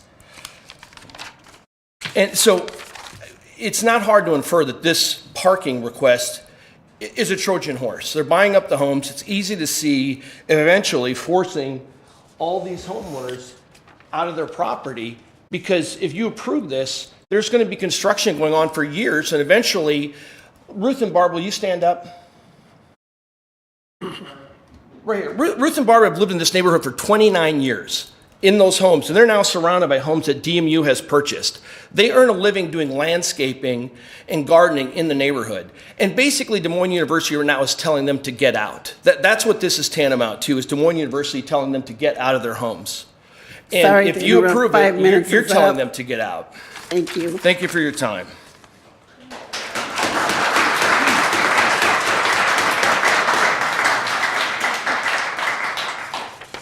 Thank you. Ladies and gentlemen, my name is Mary Claire Uselding, and I live at 3223 Elmwood Drive. I have a ringside seat to all the property that we are talking about tonight.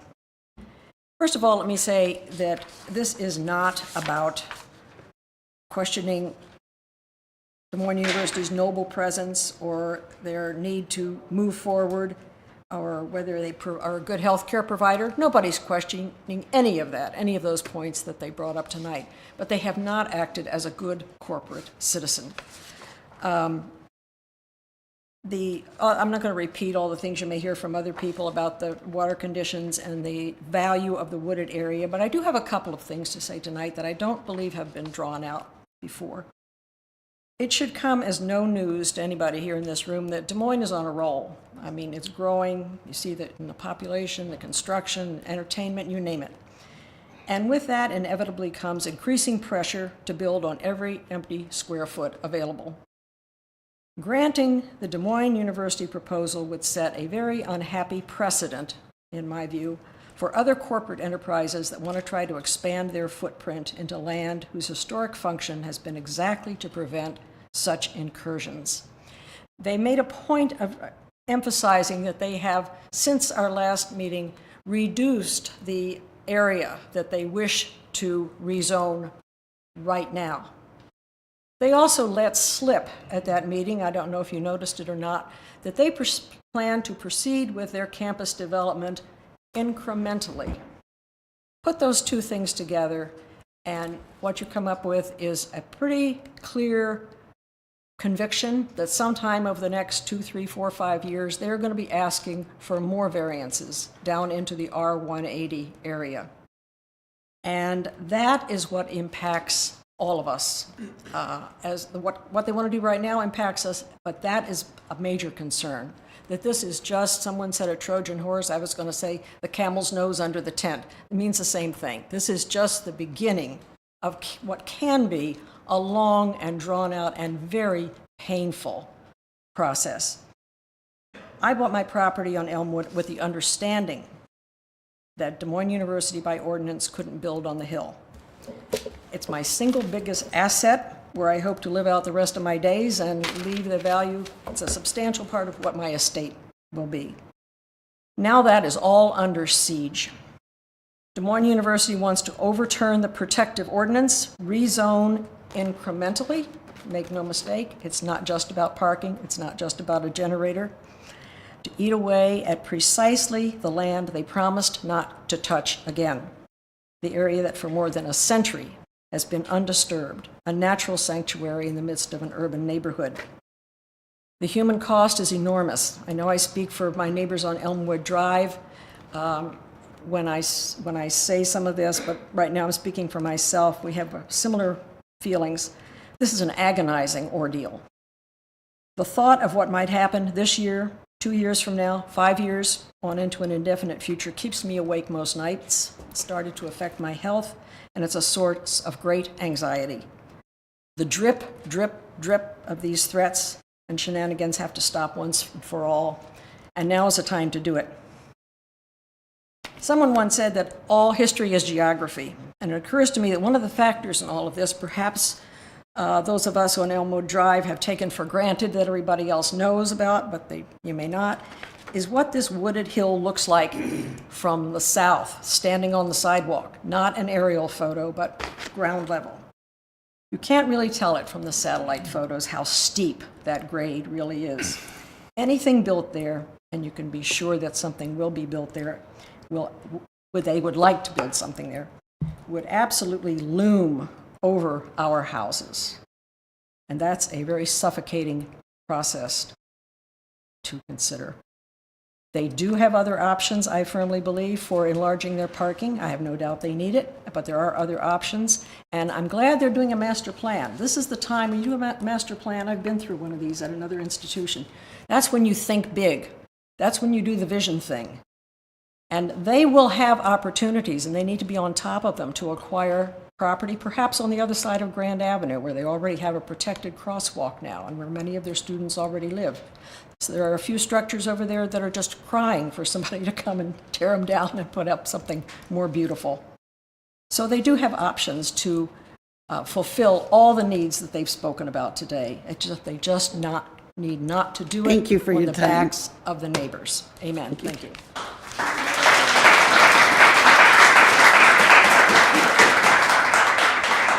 Good evening. My name is Rochelle Quiner, and I'm the Vice President of the Greenwood Historic Neighborhood Association. I would like to reiterate our concern regarding the impact of proposed expansion. Water quantity was our largest risk factor currently, or is our largest risk factor currently, and the displacement of any water will have substantial impact on our neighborhood. Because of this, I spoke with a professor from the University of Illinois, Chicago, who has a doctorate degree in civil engineering, and I asked him to read over the proposed stormwater plan associated with this project. He has looked over hundreds of similar plans and helped numerous communities implement best management practices for water quality and quantity. After reading over this plan, he has concerns about how the water basin is designed. His comment was that any storage of water below the bottom of an outlet won't effectively control water quantity. He commented that in this case, dredging of the basin helped its aesthetics, but will not protect our neighborhood from storm water quantity. His comments align with those of our local professionals from the Polk County Soil and Water Department, who stated that the city would be responsible for managing the additional runoff as a result of this project. We are a historic neighborhood that has been here long before DMU and other large complexes lined Grand Avenue. DMU has a parking issue, but we have a lost homes and have a safety issue, and one need outweighs the other. Thank you.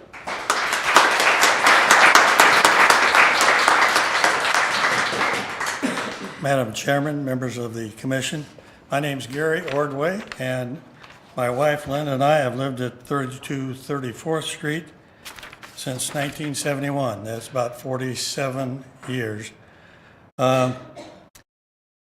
This neighborhood, Greenwood Historic, is a crown jewel in the city of Des Moines.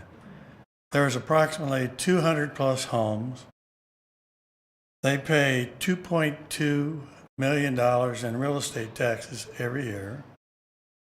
And we have really put up with a lot of problems. The one thing historically that never changes, and that is water always runs downhill. And we're on the receiving end, okay? No question about it. And that's one of the big concerns that we have.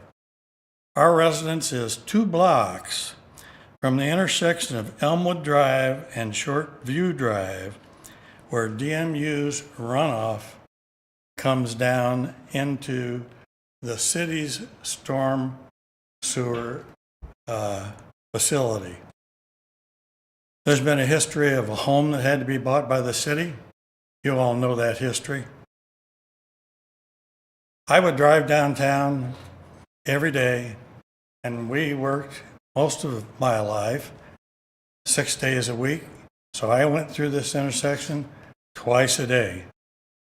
Many times I would have to go around this intersection because of the flooding, the water freezing in the wintertime, and the debris. Sometimes I'd stop and get out of my car and pull logs that had come down from up in the woods, washed down there from DMU's property. It's been a real challenge for those people that live in that vicinity. Des Moines University has let their so-called retention system fill up. They have failed to maintain it. I looked at online, and their unrestricted assets were $143 million in 17. And as referenced earlier, they have $1.1 million in their endowment. When they got more parking in 2000, there was an agreement and a condition that they would not ask for more parking. At that point in time, reasonable management would start planning if they're expanding their programming and going to need more parking. They would consider how they're going to address that, rather than waiting to this point in time 18 years later and coming in and asking, I mean, if the parking is that bad, they're only going to get about 40 some additional parking spaces for what they're asking for. 2 or 3 years, we're going to be in the same position. I think that the credibility of Des Moines University's approach to our neighborhood has been very poor. And the 7 conditions that you look at in staff's recommendations for the limited R4, they go to issues of Des Moines University not honoring what they said they would do, maintain the retention system. Secondly, they propose that accountability be included in the limited grant of the rezoning. It's very important that you look closely at the 7 conditions in the staff report, because I think you'll see that accountability by the staff is thought to be very important. It's on the last page, and as I understand it, DMU is agreeable to all of them, subject to a change in number 7, which basically ends by saying, if DMU does not take care of its retention pond and protect all of us single... Thank you very much for your comments. Okay. Basically, they can get sued by the city. Thank you.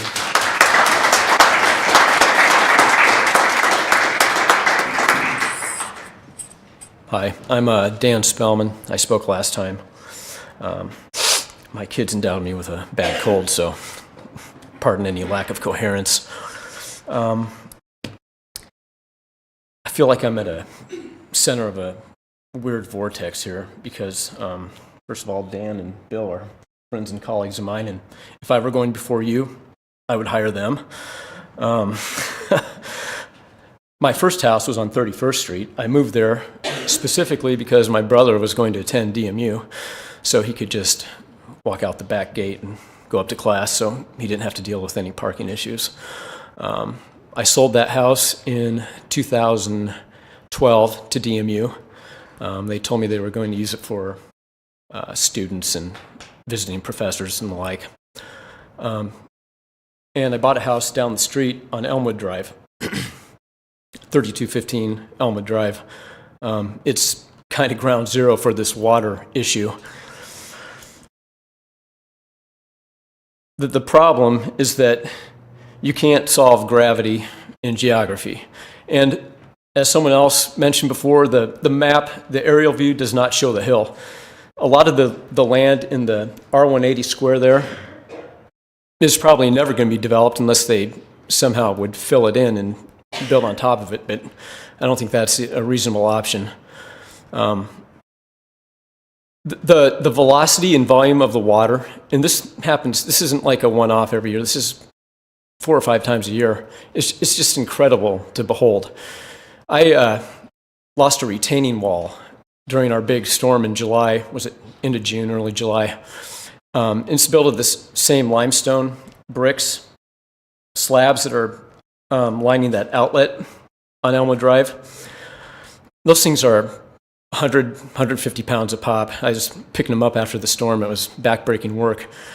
The water that comes down through that outlet has pushed those limestone blocks a block down the street.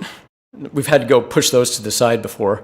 They've done a little remedial work, but it's still a huge problem. As far as this parking lot goes, from the discussions I've heard from DMU, I don't think that's going to solve much of the problem. The number of spaces they're talking about, I think they need another ramp. And, eventually I think they're, as other people have mentioned, they're going to have to go north. They're going to have to go across Grand. So I think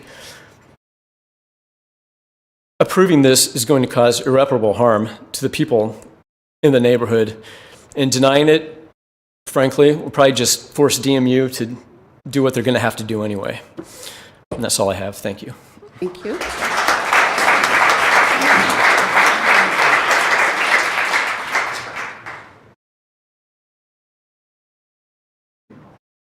Scott Carlson, 315 37th Street. I live right about here, next to Wesley Acres. And I'm going to talk a little bit, I talked a little bit last time about unintended consequences, about being next to a large not-for-profit, a care facility. It's the noise and it's the bother that you get as they encroach past where they said they were going to go. And Wesley has moved quite a few times south when they said they weren't going to move again. Normally they would build parking lots because they said they needed parking. And they put a building there, and then they said we need more parking because we put a new building in. And then they put new parking in, and they put another new building in, and they said, hey, we need more parking because we have another new building. And then they added a adult daycare, like a clinic. The clinic wasn't always with DMU, was at another location. And all of a sudden, we have more traffic because we have adult daycare coming in, and they need a place to park and do their adult daycare. So we need more parking. So you can kind of see where that's going. And things do change. The president from DMU talked about change. She will not be there probably in 10 years or 20 years or 30 years. There'll be another president picking up some of that weight. But the neighborhood will still be there. And if you allow these things to occur, it'll be in worse shape. And the folks that are sitting here and the folks that are sitting there will be gone. And everybody else in the neighborhood will be holding the bag. Okay? When you have parking, you have people that chirp their doors when they lock. Bleep, bleep. Bleep, bleep, to make sure the door is locked. So as you encroach the neighborhood, you get to hear that every time they come and go. They like to remote start their car in the wintertime because it's cold out. So you get to hear that run. You get to hear blades of plows coming at 4 in the morning, dropping the blade right through the whole entire parking lot as they drop that blade. And it wakes you up at 4 in the morning going, what the heck is going on behind me? You also get to hear the reverse lights. You ever hear those things on a truck, on a plow? And they beep loud because you know what? There might be a young boy or a kid behind that truck. So they have those reverse sirens going on at 4 in the morning every time they go backwards. Great stuff.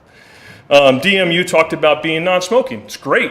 So as they push their campus into the woods, guess where everybody smokes? In the homes and sidewalks of the people that you're around because they can't smoke on their campus. Trust me, I pick up butts every day in the end of my driveway. They cut down trees because they become a nuisance. Right? They become a problem, so they cut down 100-year-old oaks because they're just a nuisance, not thinking about what they do and change the topography and maybe some blockage of sight and sound. They just take them down because they're a business. They're not a true neighbor. Equipment maintenance. The generator, I'm going to talk about that because I have lots of equipment by Wesley Acres. DMU stated on their own 25 times, the doctor or the research doctor, 25 times I lost power. That generator is the size of a Mack truck bed, and it's diesel.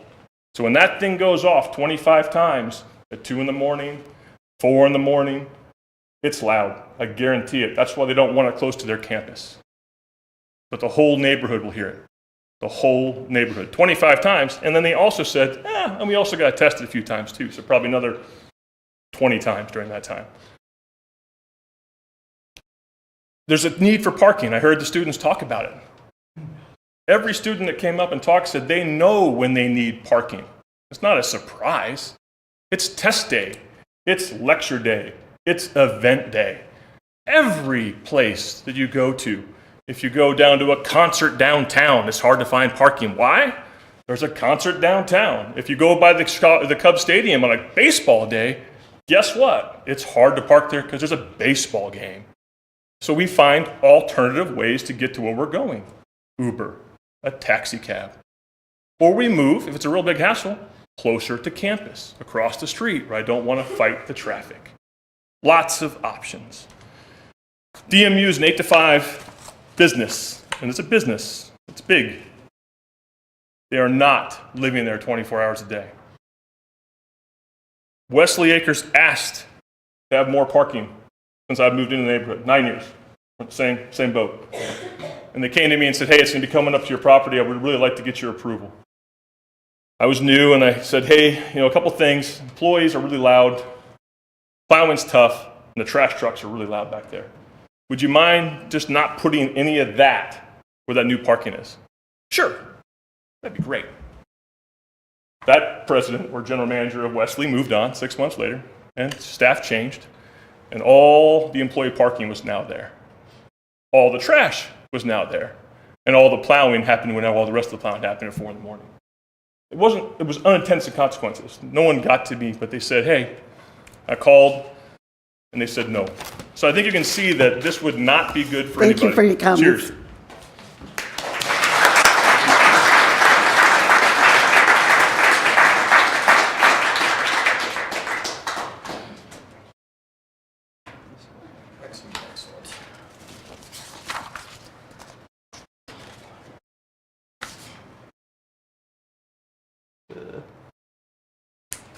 So,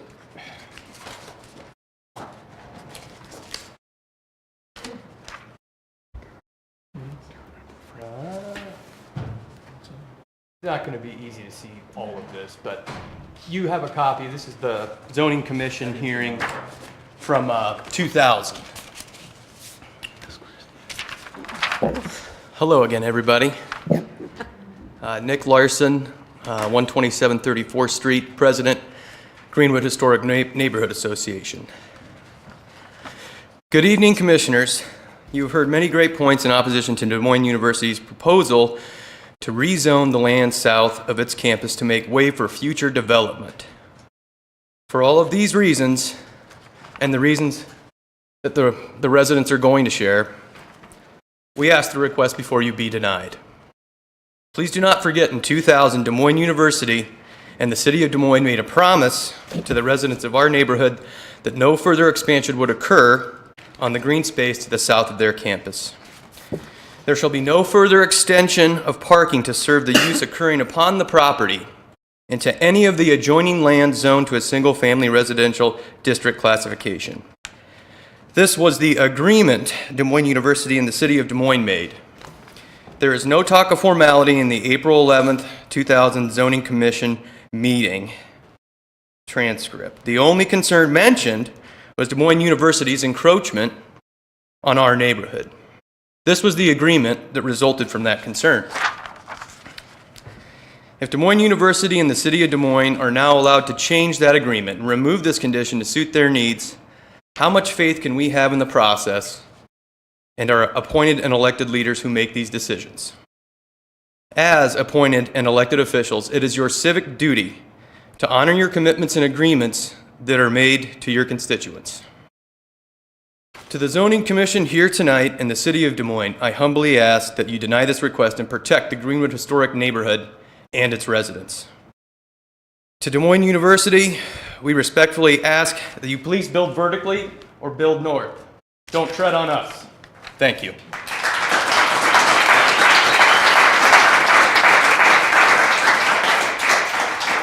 My name is Doug Lewis, and I live at 52 30th Street, which is not adjacent to the property, but suffers greatly from the water that we had. And I really came here primarily to say that I made an error last time. I showed a video. I showed one of two. I actually submitted both.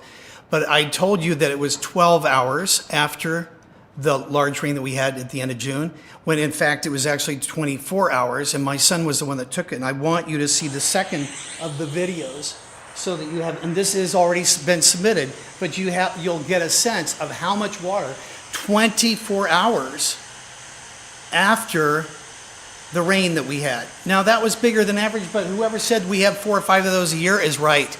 We do in fact have 4 or 5 of those a year where we have significant water that comes down behind our property and the property below. There is also another error that we have some kind of storm sewer system, because we don't. All of that behind our house, it's a ditch. It is a ditch. There is no storm sewer, and it's just eroding that property. And it's not just our property, it's all those properties. There are, just in our little area, there's probably 6 properties. You get across Terrace, you have additional properties that are being damaged by the amount of water that comes down there, and it's not going to get to be any less. You know, I was a little surprised by the way that Des Moines University completely approached this, because to me, I went to a little college. I don't have an advanced degree, but I know that what attorneys do, what physicians do is evidence-based. And yet, I haven't seen the evidence. I haven't seen the evidence. I've seen a lot of anecdotes. I've seen really, heart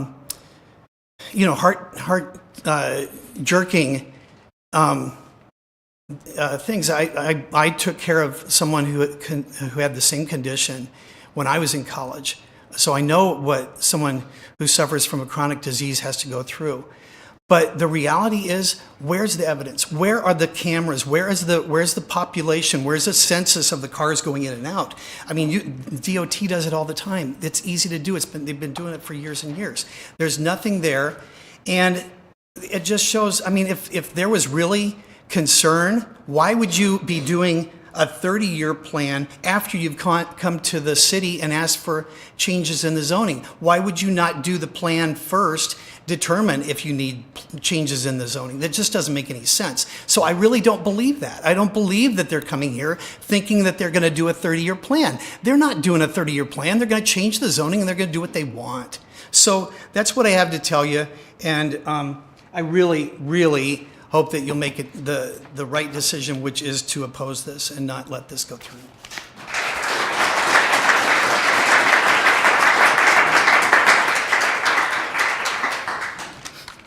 Madam Chairman, Commissioners, my name is Mary Torgelman. I have lived at 214 31st Street for 30 years. My family for 80 years in this Greenwood neighborhood.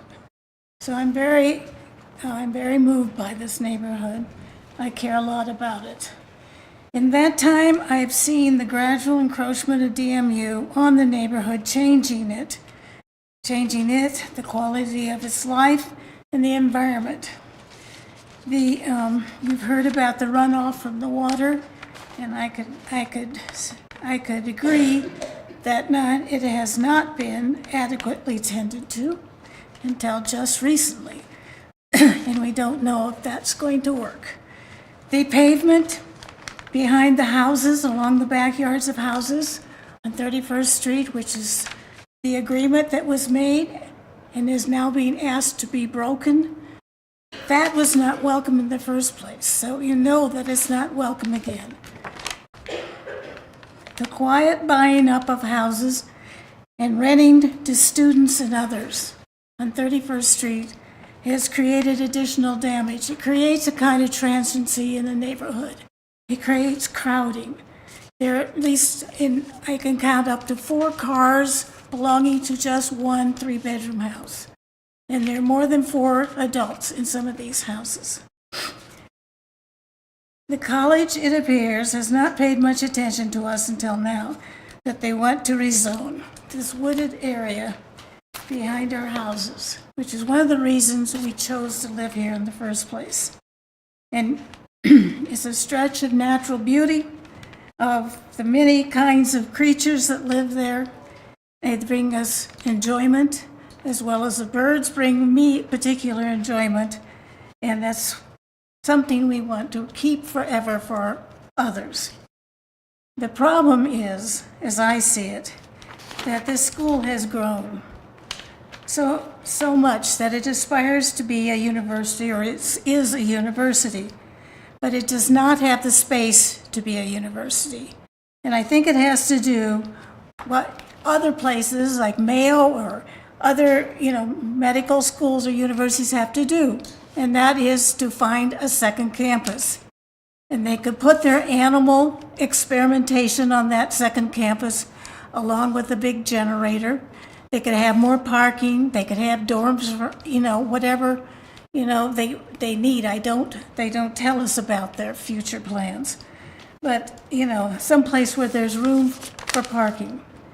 Instead of buying up houses around the school or apartments and renting them out. I'll make this shorter. I talked to a city forester about trees because that's something very important. We have very old 36-inch oak trees in that forest, and they should stay. You know how long it takes to grow an oak of that substantiality, of that size. But they will be torn down. the reason the city was planting trees all along Grand Avenue and other streets is to combat water damage and to combat the heat effect coming from concrete. And mature trees are even better at that than these little trees that are, just coming along the way. So the flash flood effect will be even worse without those trees. And I do not want to see the current zoning removed. We were promised it wouldn't be removed. I wonder what an agreement with DMU means, or with the city. So please vote against this proposal for the sake of the neighborhood and maybe for the city as well. Thank you. Thank you.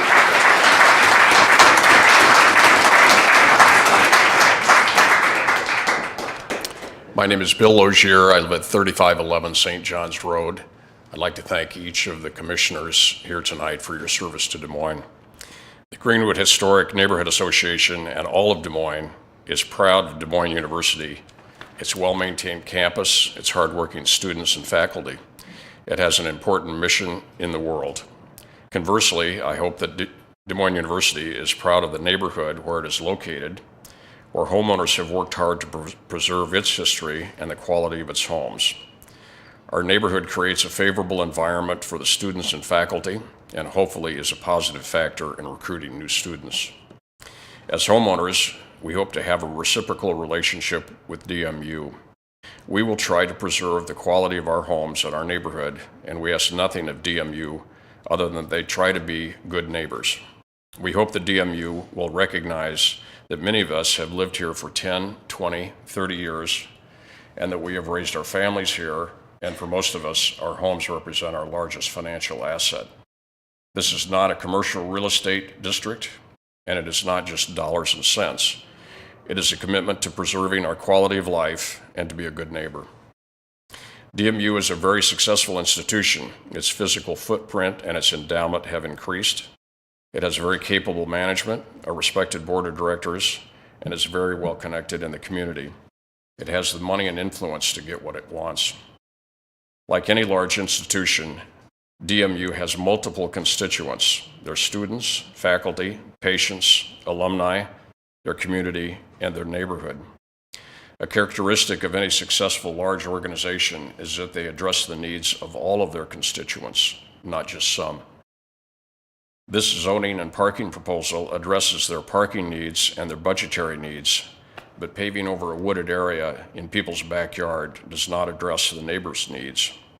This proposal is DMU's lowest cost option and its most expedient. It is a short-term fix. DMU will bear a part of this parking lot's ultimate cost. The remainder will be borne by the adjoining homeowners through a lower quality of life and lower home values.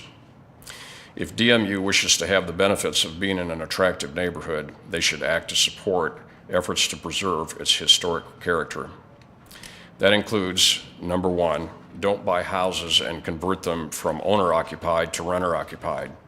DMU has purchased 5 homes on 31st Street contiguous to their property, in part to prevent homeowner opposition to their expansion plans.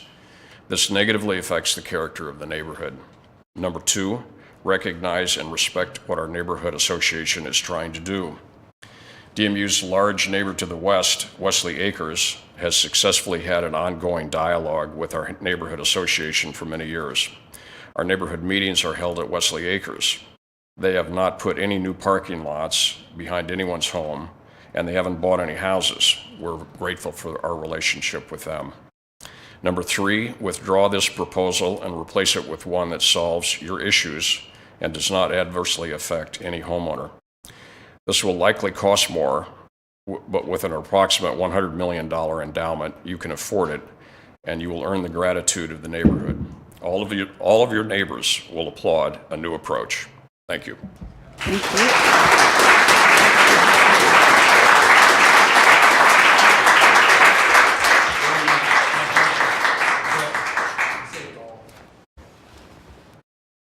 Madam Chairperson, members of the commission. My name is Joel Novak.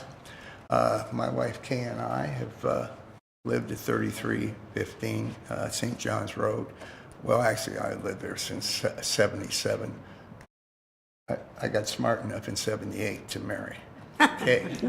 And you don't have to worry about if I'm talking too long, because any speaking engagement I'm at, you look back, she's beautiful, you recognize, I get this. Honest. So, Kay, you know, do your thing. Okay. Can she come to all our commission meetings? It only works on me. Oh, okay. But I kind of feel at home because at home I have to raise my hand and ask if I can speak too. So I feel at home. I'm not going to repeat everything that everybody else said.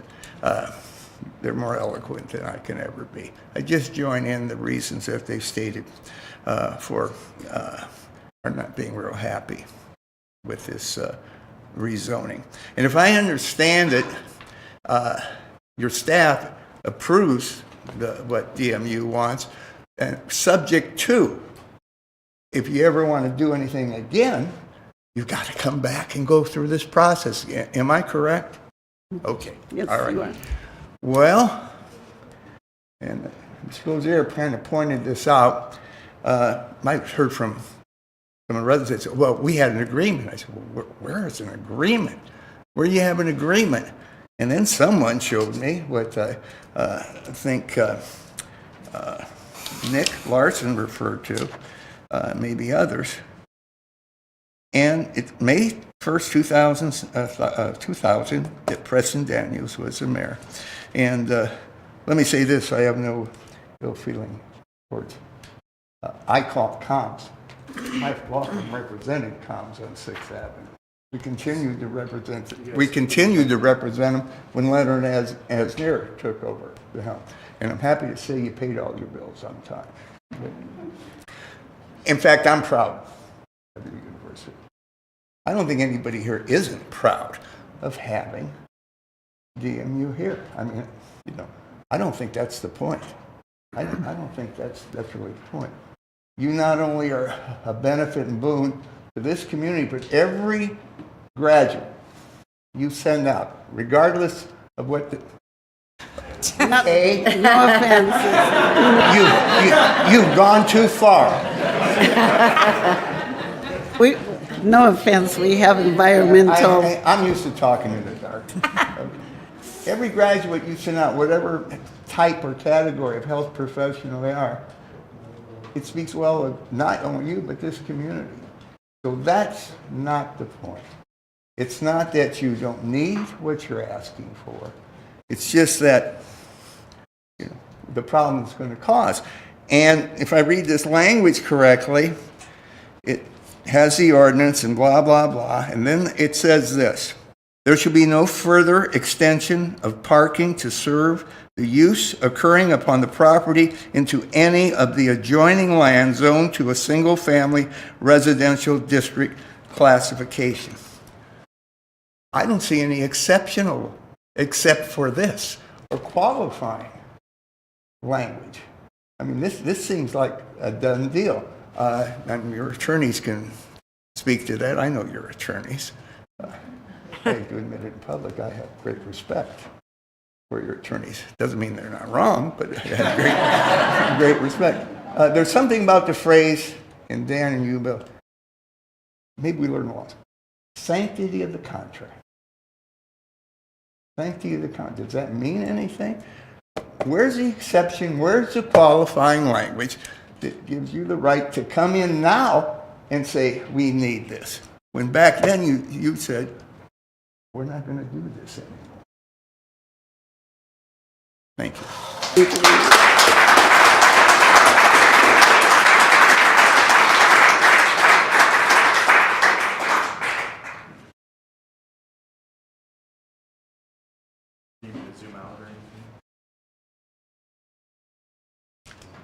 My name is Barb Stone. I live at 318 31st Street. I've lived there since 1989. I am not a casual observer of the parking lot. It is my backyard. It is an extension of my backyard. If I walk out my door and go west to my garage, I see the parking lot. If I sit on my patio, I see the parking lot. If I'm upstairs, I look over the parking lot, the parking garage, the campus, the other parking lots. I can see it all. If I'm downstairs and look out my back windows, I see the parking lot. There, in 2003, this neighbor right here wrote Governor Branstad, who was then president of the university, and asked him to please consider moving all the equipment that was in the first row of that parking space. He did not do it. It was full of rusting equipment, trailers, trucks, and then beside that was their sand pile that they used in the wintertime with salt. She had to put up a fence and build trees because she was tired of sitting in her backyard and looking out her porch at that rusting and old equipment. They finally moved it to the last 4 spaces, which is my sight line where I look, and it sat there for years. All last year, they designated those last 10 parking spots for construction. And before that, their equipment was there, and they used, right next to my property line, 2 parking spaces plus the 2 ahead for their mobile health unit that they very rarely moved. First it was bright green, and then they changed it to purple. And that's what I saw 365 days a year if I went out my back door or sat on my lawn. Those 10 parking spaces right now have been designated as construction all year. I look out my window daily. Many times I walk the campus. I just don't live in my house. There is always parking spaces in that parking lot. I never see cars drive in and have to back out.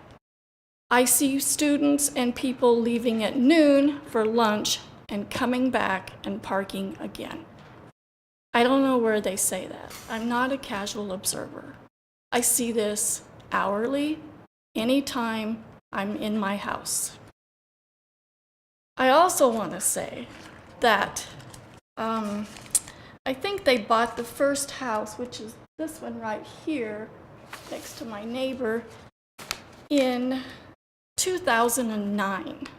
And Steve Dingle was over there, and I walked down there and I asked him what he was doing. And he told me that in 20 years, all the houses on our street would be bought and there wouldn't be anything I could do about it. They're now halfway into their 20 years, and they're almost have half the houses on our street. So this has been a plan all along.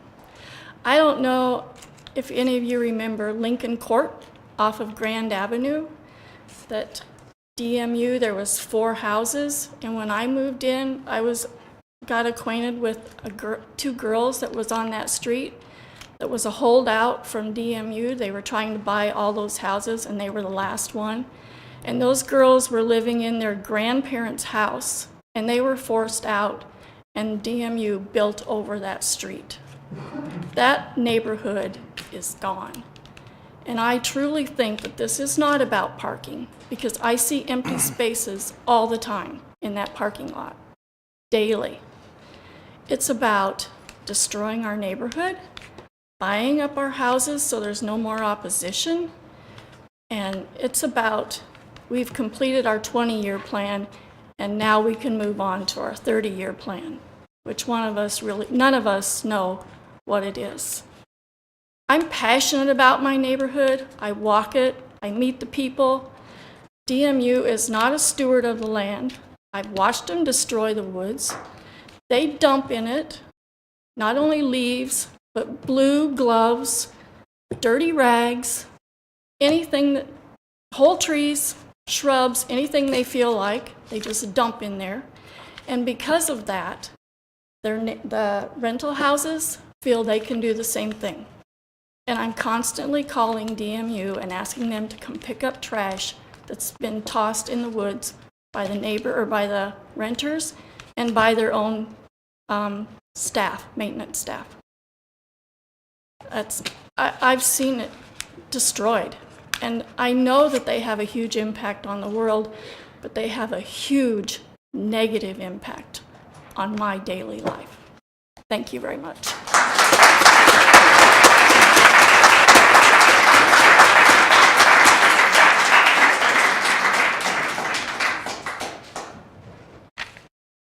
Madam Chair and members of the Commission, my name is Peter Bowers. My wife Shirley and I live at 314 31st Street. This property right here. We have owned our home for 33 years. Our property is directly adjacent to the proposed parking lot expansion. We oppose the university's zoning request. As stated, a parking lot detracts from the quality of life in our neighborhood. Additionally, we have directly experienced the decline in the upkeep and appeal of properties on our street as they have been converted to rentals by the university. Pride of ownership has been lost, and with it, any sense of community. Over the last 3 decades, my family and I have had many work and education opportunities across the metro area. Any of these opportunities could have spurred us to move to a different neighborhood or to the suburbs, but we have always chosen to stay. Greenwood Historic Neighborhood is unique and worthy of preserving for future generations. Any changes to the university's campus infrastructure affects us one way or another. Little by little, year by year, we have witnessed declining properties, increased traffic, noise, and light pollution. We feel the university has a civic obligation to minimize its impact to the neighborhood and to the environment, in addition to fulfilling its educational mission. Madam Chair.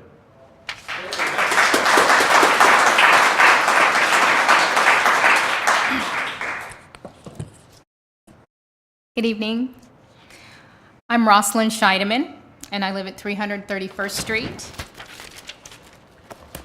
It's this one right here. Thank you very much for letting us speak up and speak out here tonight. I'm very glad to see the president of the university here, hearing from your neighbors. Thank you for coming. So DMU owns the property on both sides of me. They bought both houses on my right and my left. I'm a divorced mother, and this is my greatest asset, is this very beautiful but small home that I live in. I've been there for 5 years, and I'm very happy there, and so are my children. I'm very concerned about these proposals, and they've been keeping me up at night. I'm concerned about my property value, especially since the proposed construction is going to end right at my property. And whenever I describe my home to people, I always tell them DMU's backyard is my backyard. That's how I've always said it since I first have moved in. I'm worried about the generator and the noise that it's going to make, and of course the water issue for my neighbors. When I first moved there, my children were younger. It was 5 years ago, and they really enjoyed playing in the backyard in this beautiful wooded area. And I don't want that to be taken away for future families that might come in. So I'm hoping that you will hear our neighbors that are here tonight that are against this proposal. Thank you very much.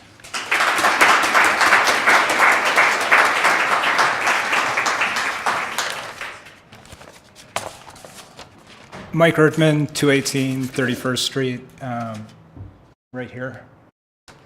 It's my home. I spoke last time, so I'm not going to try to take too much time this evening. I did want to enter into the record the petition that I gathered signatures prior to the last meeting and it was really overwhelming, the response.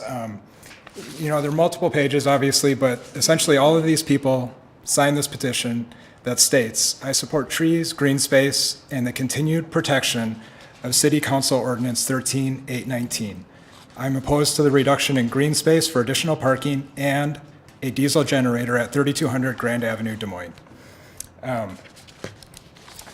The ordinance that I referenced, 13-819, was in fact signed and agreed to by DMU.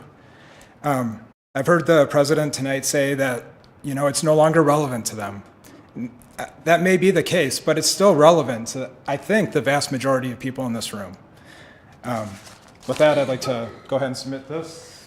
Oh, just one question.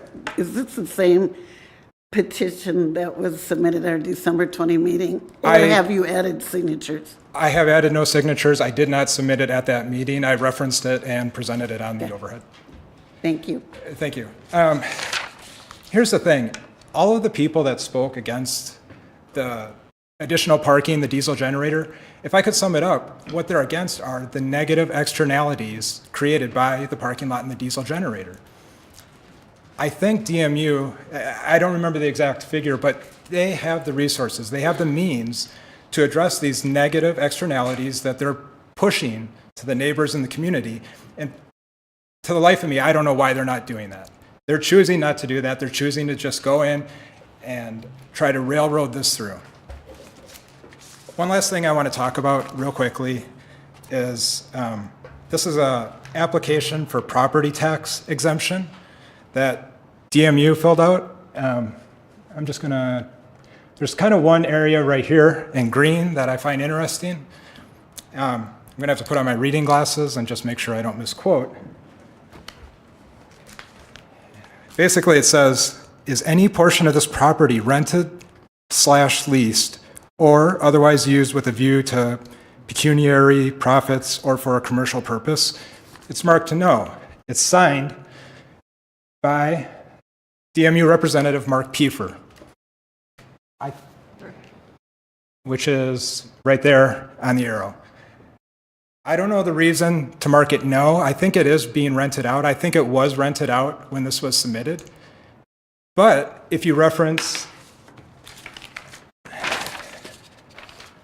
glasses, Iowa Code 427.1, there's, to me, the way I read 427.1, if the property is being rented, I don't believe it's eligible to be tax exempt. So to me, it feels like DMU does things that are expedient, that are easy to save $1. They don't necessarily consider the community and the neighbors. Please, I implore you, please consider the community and the neighbors and vote to oppose this parking lot proposal. Thank you.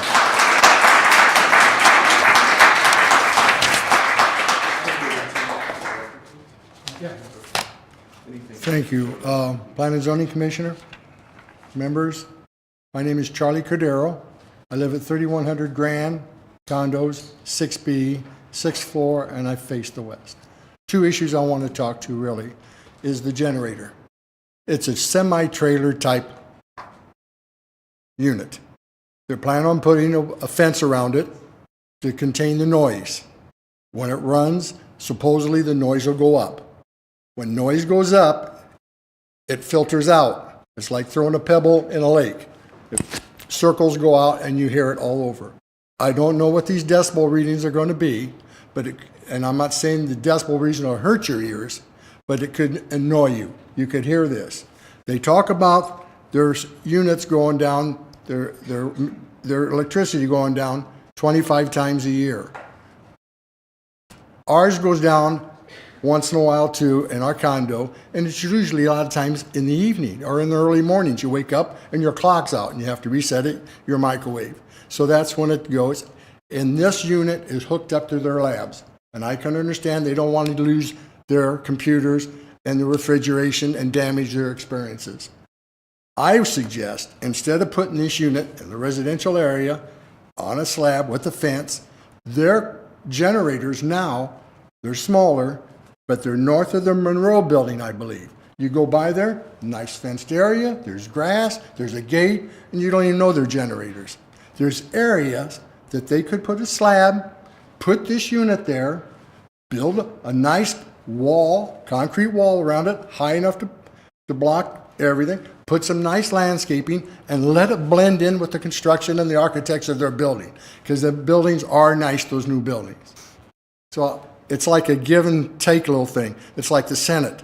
You give, we'll take and work. Maybe they could move that unit away instead of just sitting right there in the open with a, I'm not saying an ugly fence, but something, and maybe if there is noise, it might filter down to the south, to the west, to the east, and we're high and we hear this noise.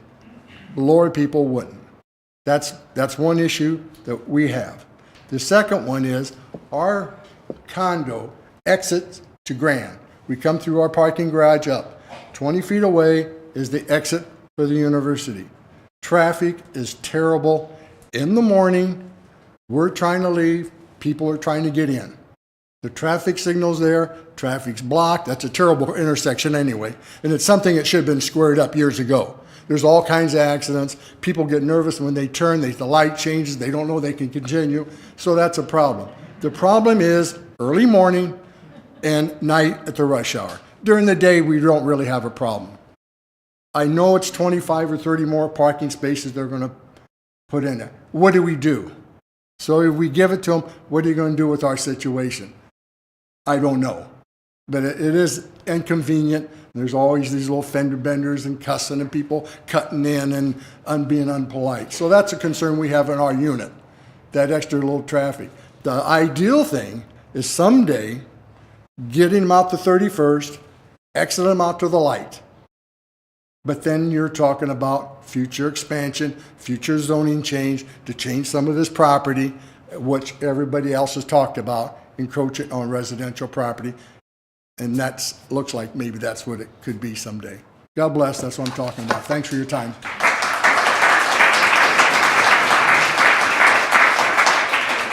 So I'll ask if there is anyone else who wishes to speak against the application. Please come forth at this time.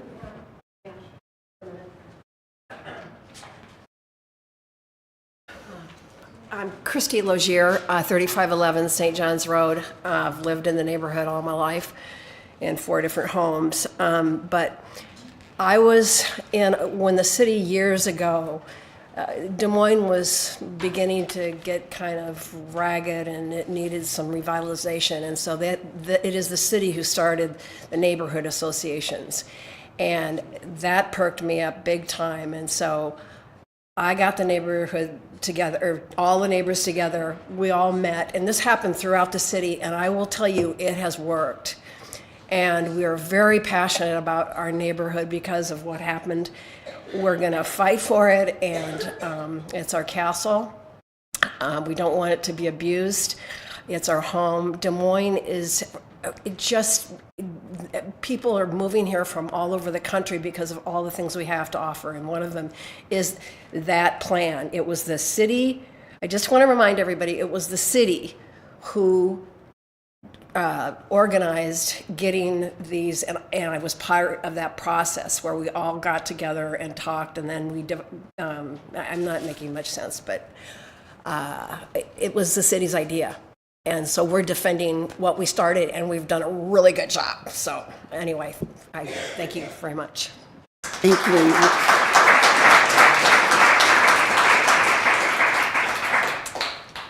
My name is Nancy Norman, and I live at the corner of Elmwood Drive and 31st Street. It's not even on this map, although I'm not right down here on the corner. And what this map shows me is that many of the houses that are impacted and the homeowners, their vote didn't count when they sent in, because of statute, evidently you have to be within a certain distance. And so a lot of the people that are impacted, our vote doesn't count. Mr. Lewis, who lives on 30th Street, his vote doesn't count. So a lot of homes are not counted in this vote that was taken. Thank you.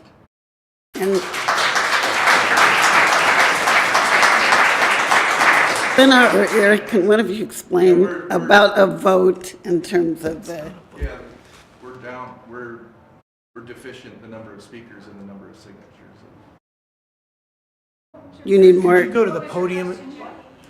I would just like to explain to the audience whether the obtaining of cards is a vote. So the process of the rezoning, we notify properties owners of property, which would be condo owners, separate parcel owners, homeowners. They're notified within 250 feet of the total area that the subject property owns in contiguity. Separately, there's a provision in the code that applies to the area requested for rezoning. So when we see this map here, we're making a calculation based on a statutory provision specific to the rezoning area. So the city council wanted a greater number of people to be aware of a hearing, to be able to participate and provide input, but this calculation is relevant to the property within 200 feet of the requested area for rezoning, and we calculate that and show that so that the commission understands if we're into a situation where this would drive a supermajority if it were recommended for approval. So the purpose of obtaining the cards is for the city Yes. council's consideration of. It facilitates a petition. It could be a written form. It doesn't have to be on the card. The applicants pay a fee in order to cover the postage and printing costs of our notifications, including that prepaid card. So it's just facilitating a written petition or participation in this process. I guess what I would like you to say is if a person was not represented on this map, can their voice still be heard? It's not a one vote per. So yeah, the hearing is open to anyone that wants to speak or provide written testimony. That's all entered into the record. That's all reviewed and provided to the commissioners. It'll be provided to the city council members and is all relevant to the recommendation and decision that is made. But beside that, then there's also the statutory provision that we have to track in a calculation. So. And then what was your other issue about not having enough, you didn't have enough people sign in? Yes, I think we have fewer sign-ins than we had speakers, so I just wanted to, Make there's sure definitely everybody some people signed in. sitting here that need to sign in before they leave, please. Okay. Oh, you had another sheet? Okay, maybe I'm wrong, sorry. Please, if you haven't signed in, please do. Okay. So is there anyone else who wishes to speak before we bring the applicant up to present their rebuttal? All right, seeing none, applicant.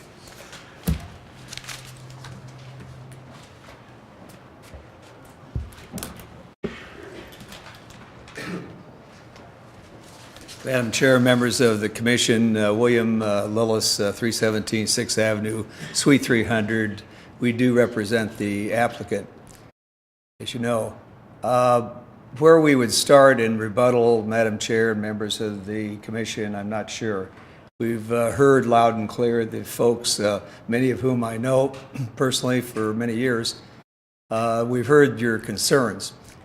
Obviously, from the applicant's standpoint, and President Franklin can speak to that more eloquently than I can, if we didn't need the parking spaces and if we didn't need the generator, candidly, we would not be asking. Judge Novak, for years we've known him. I understand his concern as to a contract, but things do change, and they have changed. And we do need parking for all the reasons that we've stated. We're open to suggestions, and we're open to constructive criticism for the things that Des Moines University has not done in the past.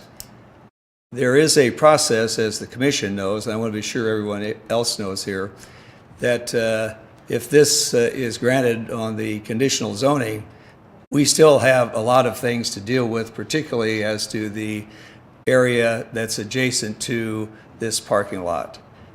Staff is very vigilant and always have been, at least in our practice, to take care of and to be sure, whether it's fencing, whether it's the landscaping or whatever it might be that would provide the necessary division from a parking lot to a building. There are creative ways.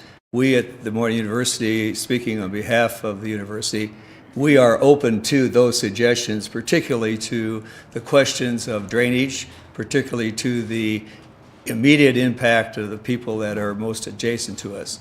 To try to solve the problems that have gone before us, we candidly cannot do that. We can do everything that would be engineering possible to take care of that water, as someone said here, and there are a lot of things that we all understand, is that that water does come from the area near on Grand all the way down, and frankly, it doesn't stop at Elmwood. My recollection is it keeps going in some lot of tributaries, lack of a better way to say it. I'd like to turn this back. I'd welcome questions that the commissioners might have, and but I'd like to turn this back to President Franklin for her to speak to the issue before you. But we do urge the appeal. We understand the process, and we're certainly open to a constructive criticism and or suggestions for what we're asking for. Are there any questions? Welcome questions of the commission. No question, okay. Angela? 2 minutes. Just let me know you got 2 minutes. I think what he's saying is you're sharing your rebuttal time. Okay. Madam Chair and members of the commission, thanks for the opportunity to provide another comment. I think I'll just say this. You know, I have listened intently to the concerns of the neighborhood. I respect that. I understand the emotionality of what comes along with living in the neighborhood and experiencing issues of the past. Of course, I didn't live through those with you, so I don't feel them the way you did, but I definitely understand and respect them. What I would like to say, though, is that it's amazing to hear, you know, all the different ways that you're advising me to lead an organization. And whereas there are a lot of great ideas that have been mentioned, perhaps ways to rectify our expansion and our advancement for the future, you know, it comes down to us being able to do this in a way that allows us to be very thoughtful, which is why a master plan is something that is warranted. Why there wasn't one more formally done before my arrival, I can't speak to that. I can't correct the problems that may have been there of the past. What I can say is that going forward, what we want to do, what we hope to do, in actually being respectful of the issues of the past, is to come up with a way that we can be heard, but also be respected in what we must do as an institution as well. You've heard from our students, our faculty, and their, you know, varying opinions about the validity of the things that were said. Our students, our faculty, and our community lives those experiences every day. There's a legitimacy in our needs that have been mentioned today. But I can also share with you that, as any other institution would do, any other organization would do, we've got to continue to look on what the future holds for us. As far as property on 31st Street. Thank you so much, Dr. Franklin. Thank you. All right, so I will close the public hearing at this time. And now, commissioners, what is your pleasure? Can I speak first? Please do. Well, I'm going to address the macro issue, and I think that's important.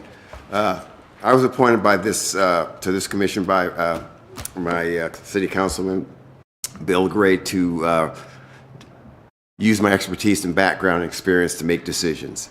I'll be quite frank. I don't think the process has worked well in this regard. I don't think Des Moines University has included the neighbors in the process first and getting their input to the impact.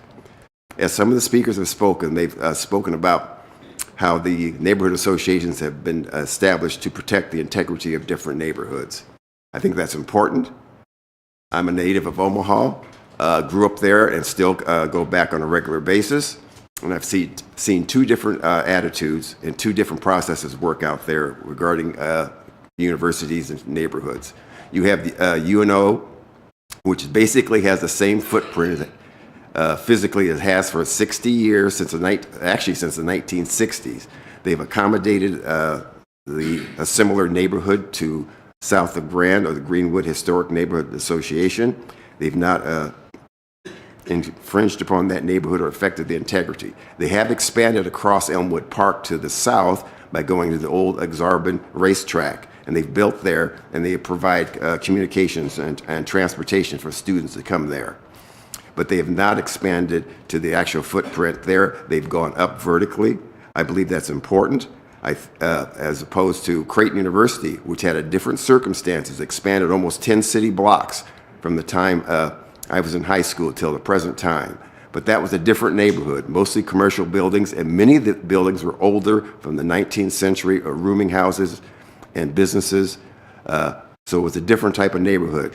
So I can understand that a lot of the urban universities expand in neighborhoods that would be considered not vibrant or not set for renewal. And I've worked at Des Moines University, and I've worked with Dr. Franklin. I have a great deal of respect for her, but I'm not with the Des Moines University on this issue. I believe this should be denied. I don't think the Des Moines University has met the parking issue, because it seems like in America, every time you want to drive a car and have a parking issue, it becomes let's add more parking lots. However, the macro view of the DSM plan is to have more people use public transportation, and including walking and commuting, and also carpooling. I think that's something that should be done and explored. I think the impact here would affect the integrity of the neighborhood. I think this should be preserved, and therefore I would recommend that we deny this motion to rezone.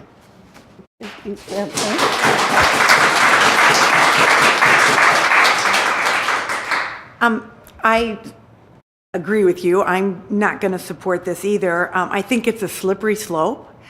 I think the easy thing to do would be to add more parking. How many times do we hear on this commission, whether it's an apartment complex or, there's never enough parking.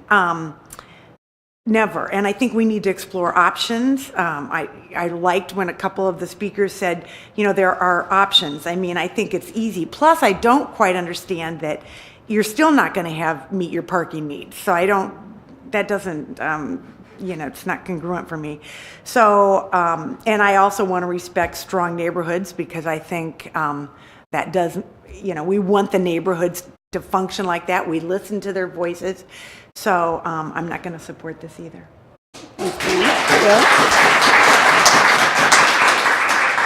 I'll concur with what my colleagues have said. This particular situation reminds me, of how many of you have been at ISU or know ISU in Ames, Iowa. This reminds me very much of something that happened about 15 years ago with a historic neighborhood north of downtown Ames, and Mary Greeley Hospital. There were very similar issues, a limited space for the hospital to expand, and a neighborhood that took very strong pride in itself. And for 1 year, 2 years, 3 years, I don't know how long, it was like this. And after a period of time, there was a resolution. Mary Greeley went up, and is a good hospital yet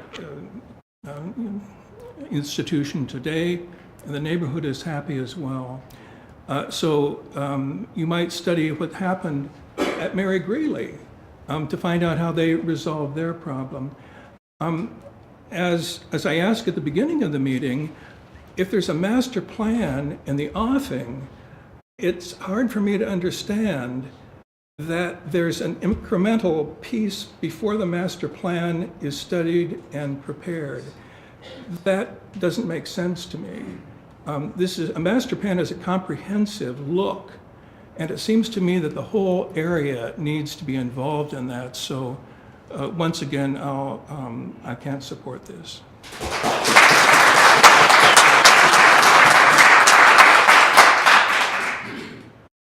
Somebody needs to make a motion. I'll make a motion to deny staff. It's been described that the neighborhood is a jewel. I've lived in the neighborhood since 1985. When I moved to Des Moines, it is a jewel. I also believe Des Moines University is a jewel. And one of the things that gave me great encouragement at this meeting is when the president stated that you were embarking on a master plan. Hallelujah.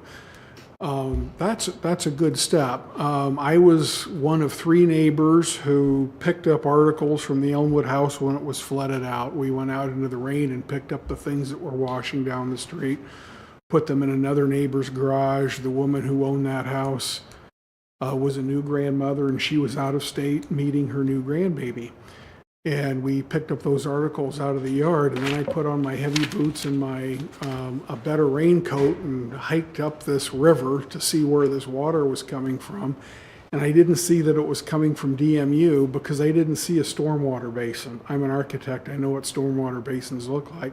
I didn't see one because it had been silted in. So how many years later, DMU has made the repair. So I applaud you for spending the resources to build that a proper detention basin. I would like to think that with a master plan, with long-term thinking and coming back to the neighborhood and sharing the vision for the next 10 or 20 or 25 years, I think it would go a long way. It would go a long way with me. All right. So, Mike, to clarify, your motion is recommend denial of the comp plan amendment, which is Part A, and recommend denial of the rezoning, which is Part B? That's correct. Or, I'm sorry, the proposed rezoning is not in conformance with the comp plan. Part B, recommending denial of an amendment to the comp plan, and Part C, recommending denial of the zoning? Correct. Okay, and I just want to state that I will be voting on Part A, but will recuse myself from Part B and C due to, I don't want any appearance of impropriety because of my employer's relationship with the applicant. So are we ready for a vote? All those take them separately. Okay, let's go for Part A. All those in favor of the staff recommendation to... No. You're finding that the rezoning is not in conformance with the existing... Of the motion that finds that the recommendation is not in compliance with Plan Des Moines Future. All those in favor of the motion that it is not in conformance. All right. Part B. The motion is in denial of the staff approval of the requested amendment to the land use designation for public, semi-public portion of the property necessary for the parking extension and the access emergency power generator. All those in favor of denying the staff recommendation? It's denial of the amendment. Right. Is the motion. At that, and I'm recusing. Part C is denying the staff recommendation. It's just denial of the zoning request. Just Denial of the zoning request. All right. So that motion passes, and the next step, Eric, just for the audience benefit, what will happen to this recommendation? This will get forwarded to the city council to receive at their second meeting in February. It'll be forwarded at their February 11th meeting. Oh, for receive, and then they would... To set hearing for the 25th of February. Okay. So if citizens wish to come and comment, they can comment at the city council meeting or at the hearing that you're describing. So they'll set a hearing for their next meeting, which is the second meeting in February. Does that Okay. make sense? Yes. I didn't mean to confuse people. Eric, then considering our vote, will the vote of the city council to override our denial require a supermajority? Yes. So based on the recommendation of the commission, that will drive a 6-7 vote in order to approve a rezoning as requested. Madam Chair, may I just make a statement about the dates? So on February 11th, the council will set the hearing on the rezoning, and then the public hearing is held on February 25th. Thank you. But the public can come to both meetings. They can. The set hearing item is a consent item, similar to the consent items that were here. It's really a formality to schedule the public hearing, which will be the same type of format as this hearing, which again will be on February 25th. Question?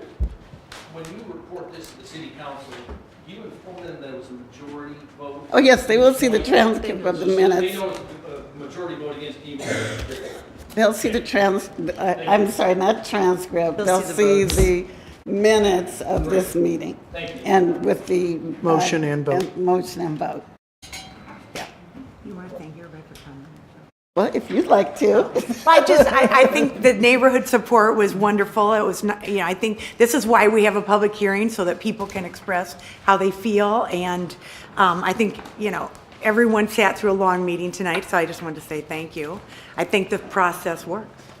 And there's still another item.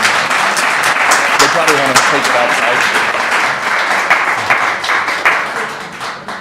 Oh, we'll take a 2-minute break to allow the room to clear. We do have another agenda item. No, I know. Why do we have to take a break? Good to see you too. You just need to move out. Get up. Oh, just tell me. Stay. Stay in place.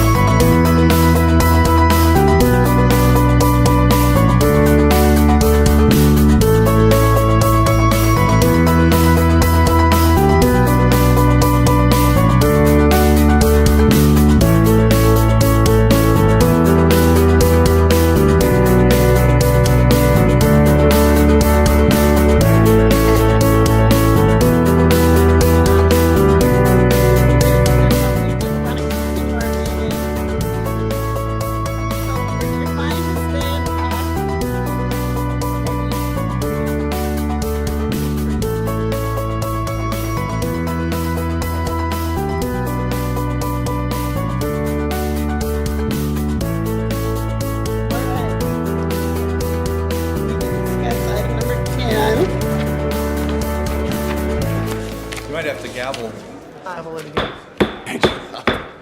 Excuse me, I'd like to control this meeting if possible. If you people, We have another item. If you're not going to participate in this next hearing item, please take it out to the other room.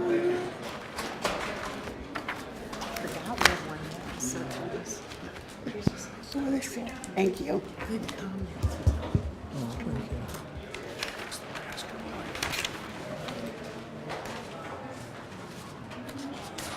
Madam Chair, members of the commission, this item has 4 parts to it. It involves Part A, a vacation of some right-of-way on the adjoining property, which I will show you here on this first map.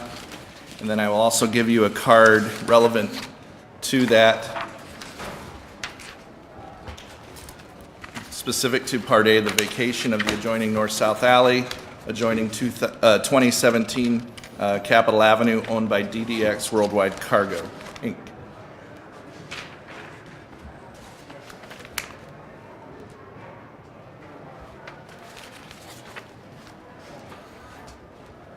Thank you.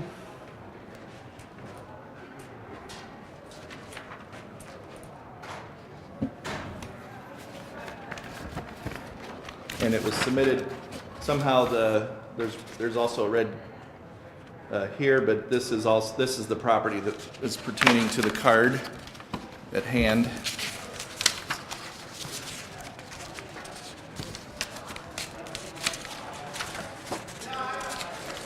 So the subject of the rezoning here is this property at 2017 Capitol Avenue. I'm going to zoom in here so you can see better. It's owned in common with the owner of the property at 2000 Walnut Street, which is a trucking business. This is coming about to you as a violation that they're trying to correct in terms of improper storage occurring on the property, extending across into the residential property as well. And so they're compelled to come up with a solution to reconfigure their site in order to allow their business to grow and meet the terms of our zoning requirements. I think this aerial is old enough that I think they've probably rectified a few of the issues with storing some of their trailers and things on property that's not even theirs, that the railroad owns. You'll notice that a lot of the property is not paved, which any expansion of outdoor storage or parking or maneuvering would be required to be paved. So they've got a numerous set of steps here to take. The first step is to get the rezoning. In order to facilitate that, they've also asked then to vacate this north-south alley so that they can have private control of that. They would still be leaving the south leg of that open for egress. If you read the comment from the adjoining owner that has the machine shop here, they are opposed to it because they have a truck movement that comes in off of Walnut through the alley. The overhead doors load onto the alley on this side of the building they have, and then they continue out onto Capitol. With regard to truck routes, most of the industrial or business traffic should be sticking away from the neighborhood, not traveling into the neighborhood. Basically, they have to follow the shortest route from their destination back to the closest truck route. So Eric, the applicant owns the property that's noted with the M1? Yes, and so then they have, own- most of their property is already zoned M1, which allows the use they have.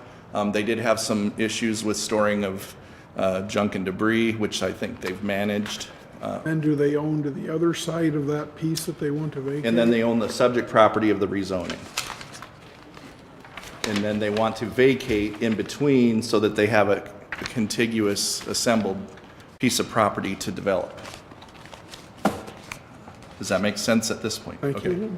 I'll try to make it as concise as I can. I just wanted to point out that it's unusual to have all these actions under one type of request. So then because this area is in the low-density residential portion of the Plan DSM, they would also have to amend that in order for their rezoning to be found in conformance with Plan DSM. So they have that element as part of their action that they've requested as well.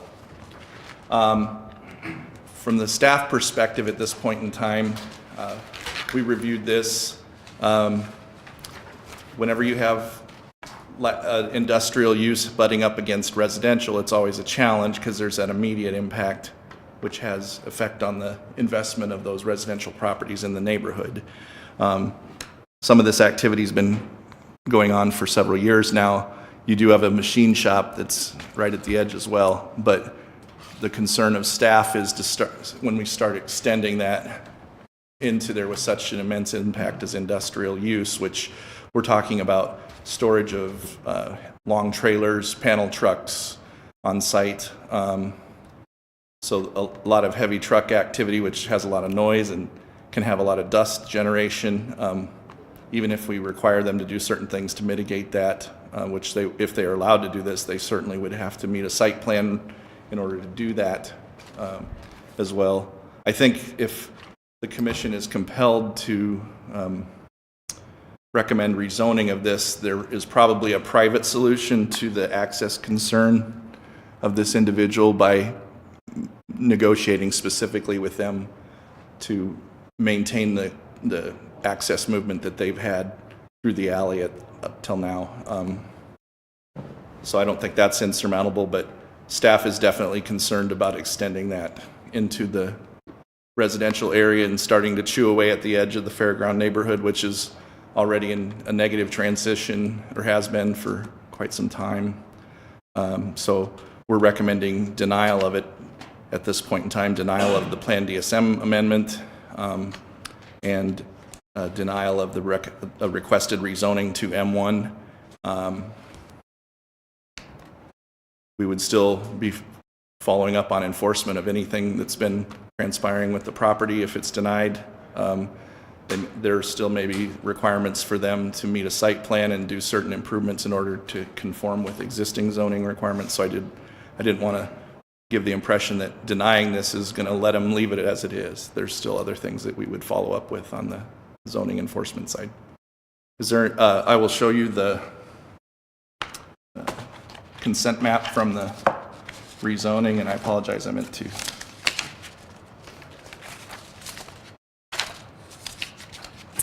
pass that around. And I did have a letter also from not the recognized association for the area, the Fairground Neighborhood Association, but the Fairground Neighbors for Community Improvement did weigh in. What's the difference? In opposition. There's another organization that's not recognized. Insert the podium. Yeah. Sorry. I'm sorry, I'll do that. There's another My organization. question was, what's the difference between the Yeah, two? the difference between the two neighborhood associations, which both represent the area, is the Fairground Neighbors for Community Improvement is a membership-based, and they're not inclusive of everybody that's not a member of their organization. So That's by that the city. virtue- They're not recognized neighborhood Right. by the city of Des Moines. right, That's what they're I- not recognized by that virtue, yes.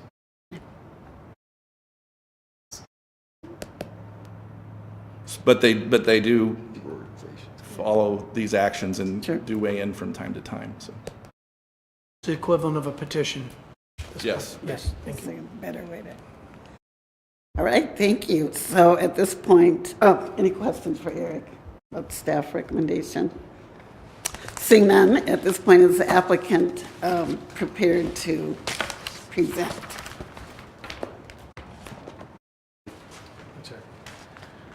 Good evening, Commission. I'm Rick Baumover with Bishop Engineering, 3501 104th Street in Urbandale, representing the applicant here, DDX Cargo, and Juan Guaman, who's here with us this evening.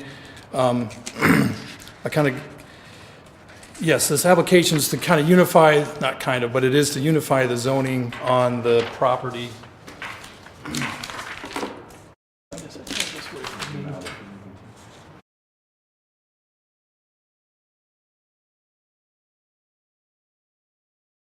just even this one here.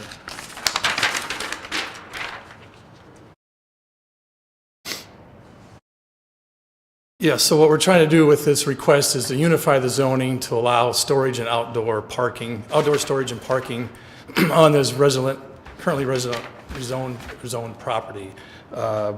My clients purchased this property 2 years ago, and prior to that time, it was operated kind of in much the same manner. It's a big old warehouse building, and it just, quite frankly, doesn't have enough land to go with it to park employee parking and have outdoor storage and storage of trucks. And I think that's been seen by the previous owner as well. And that's kind of just how the site has evolved. The next drawing is our proposed plan. As Eric talked about, we're trying to bring the site back into compliance, and the first step we need to do is to come up with a place to store and to park trucks and trailers and that type of thing. And so the first step we're here tonight is to ask for rezoning and vacation of that alley so that we can come up with a bigger plan, which this represents. We'd pave the alley through the property now, which right now it's a city alley, it's gravel and dirt at best. If it gets vacated, my client takes it over, he would have to pave it concrete to provide access through there, and also provide paved parking areas and dustless storage yards. And he'd also put a fence around the property to keep, there's been some trespassers and kind of just cars parked randomly a day or two at a time in here, and kind of clean up the neighborhood and keep squatters out of the area as well. So he's looking to improve this area, but the first step is to have it rezoned so that he can have storage and parking allowed on that property. And talking about how back in 2005 there was a plat of survey approved by the city which split this property into two pieces. Let me turn it. It was approved by the city in 2005. That's the property. They wanted to keep the south part of the property, the backyard, if you will, as used for the business on the west side of the street. The note on the plat of survey here in yellow, it's hard to read, but it says, the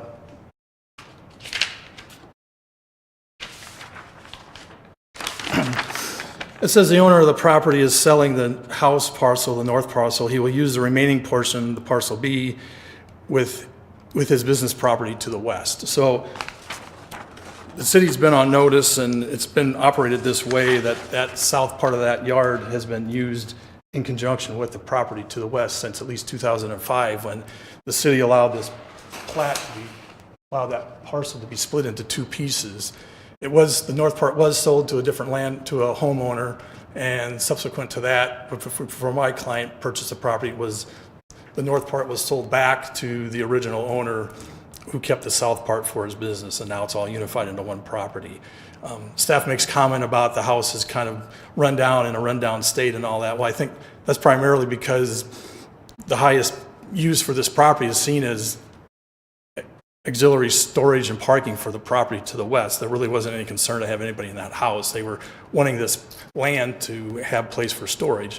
And in fact, the garage that's shown here was originally on that property to the south, and they moved the garage off of that, out of the way, so they could have some more storage space on the end of that property. So I say all this to make the point that this isn't a brand new use in the neighborhood. At least since from 2005, it's been known that this property is used in conjunction with the other property to the west. The proposed use, again, it's not a surprising use to the neighbors. It's been done this way for 12, 13 years. So it's not like we're coming in with any great big new use. It is for storage and parking, and we can certainly make it a condition of the rezoning that that's the only uses for that property. We're not going to build any buildings on it. It's just to help serve as an auxiliary area for the property to the west, which is rather short on real estate, on land space for places to park and for storage. They have 10, 12 employees now. They need a place to park, as well as trucks and trailers. Part of the business in the cargo business is to have trailers on hand so you can ship them out to different to your different clients, drop them off, pick them up, that type of thing. So they need some additional storage of trailers in addition to smaller cube trucks that they drive daily, and they want to have a place where they can plug them in at night and keep them warm and running. So it's a little bit about the business. And it's not, again, it's not hopefully not a big surprise to the neighborhood. Regarding the vacation of the alley, we didn't know about the neighbor needing access until Monday when I got the staff report, and we've certainly will try to reach out to that neighbor and see if we can work out some arrangement to give him an easement through there. And we ask that you do grant the vacation or recommend the vacation of that alley with the condition that we'll work with the neighbor to provide some kind of permanent access or other means that he can get in and out of to serve his property as well. Because we understand that that's important to that property. But he also is concerned too, I believe, about that the property, right now the alley is not paved, and it's not a very good alley to run trucks up and down as it's not paved, which my client, if he does get the property and by the site plan, he would have to pave that alley through there as well. So we think that those improvements to the area would outweigh any harmful benefits of denying or of encroaching farther into the zoning of the residential area. For our neighborhood meeting, we had two people attend. One's Mr. Tim with our neighbor to the south, and there was another lady that lived on the far southeast corner of the block. They're both supportive of our plans. I did try to reach out and actually have our meeting as part of the Fairgrounds Neighborhood Association. I sent an email to the chairwoman of that before Christmas, and I never heard back. So I'm surprised that they somehow got the response to the city, but I tried to piggyback our neighborhood meeting onto their neighborhood meeting, which would have been last Tuesday, the same date we did hold our meeting. So I don't know why I didn't get any response back, but I went with the email that was on the website, so maybe there's some miscommunications there. But I did try to reach out to her as well.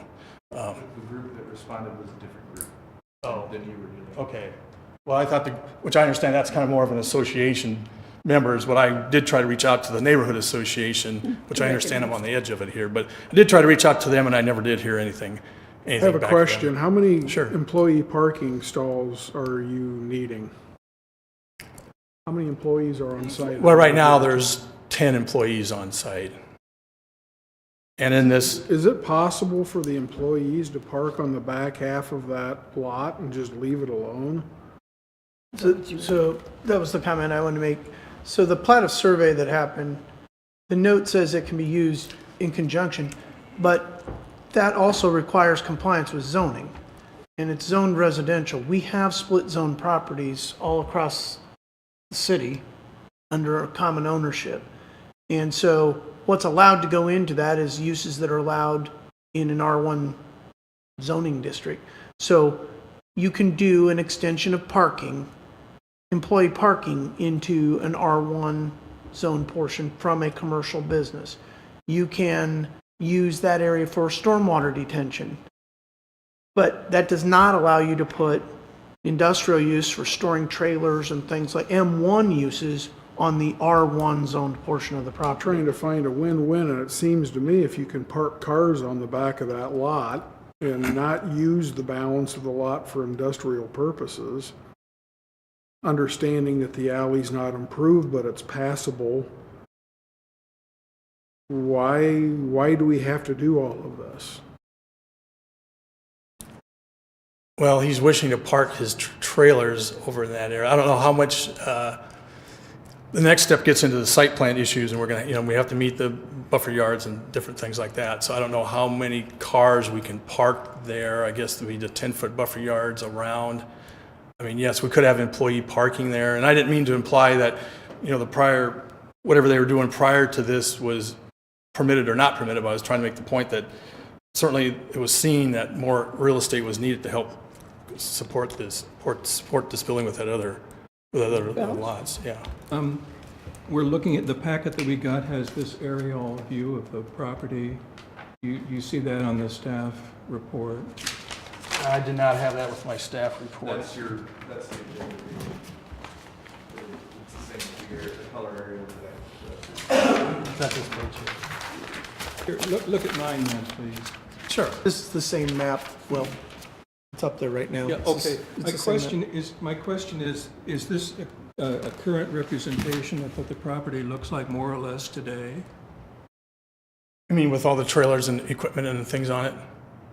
Or the Just answer my boundaries? question, please. Yeah, that's where I'm going. No, it's not today, because he was found in enforcement came along and said he had to get things cleared out of there. So everything has been cleared out of there, and I think he has just the few handful of trucks that he's using on a day-to-day basis there. That the yard where that we're talking about for rezoning now, that's completely empty. He does have, this area here is paved, so I think he may have some vehicles there. This area here where he has employee parking is an old asphalt surface. That's employees continue to park there. All these trucks and trailers here are gone, except for maybe one or two that are backed up to the loading dock here. And yes, he certainly had all kinds of trailers and stuff and unoperable equipment that wasn't running. That he was keeping for parts and things like that. But in December, he had judgment against him, and everything got taken off that site, and he's only brought back what he actually uses on a day-to-day basis. Thank you. And so we're trying to go through the process of starting from zero and getting him built back to keep his business viable and keep it working. And so we're here, first step was to see if we can get rezoned and vacate that alley so we have a little more real estate to come up with a site plan. The site plan's honestly is not going to be easy either. If we do need to do stormwater detention, where's that going to go? If we provide storage for trailers, that's going to require a bigger buffer yard and setback than if it's for parking. So we're going to have, are we talking about a 25-foot setback versus a 10-foot setback? So it's really not too clear exactly how our site plan is going to look. But the first step is we need to know what real estate we have to work with. Any other questions for applicant? So I guess we asked for, in order for us to have some room to build and room to design and plan on, we asked that you approve the rezoning and the vacation of the alley, subject to us working with the owner to the south to see if we can provide some way for him to have access through that alley. Okay, thank you. Thank you. So at this time, is there anyone who wishes to speak in favor of the applicant that's in the audience? Please come forward, sir. Your name and address. My name is Tim Berardi. The address is 2041 East Walnut Street. We're directly south across Walnut from the subject property. And I just would like to say that I'm in favor of it. To me, it's a cleanup project and an expansion of business, and it seems like it would be good for the neighborhood. He talked about taking that old house and old garage down and cleaning it up and putting a nice parking lot in there so he can run his business more efficiently. I'm all about that. Thank you for coming. Is there anyone else who wishes to speak in favor of the applicant? Please step forward, sir. Name and address.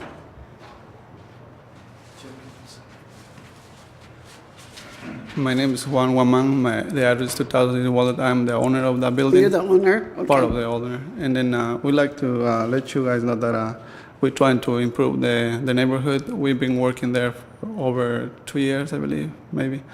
And then that's a very tough neighborhood that we have to be there working every single day. The improvement what we want to make there is to expand our business. We are creating jobs for the community. As we just hired another lady for the office so that she can help us in all of this paperwork. We didn't have a lawyer or an engineer to help us with this. This is the first time when we're trying to improve our building. We didn't know about that we couldn't have a lot of equipment in there. We received a couple letters, and I was told that we can grandfather some of the rights on the building because there was a business, a tire distribution business working for over who knows how many years there before us.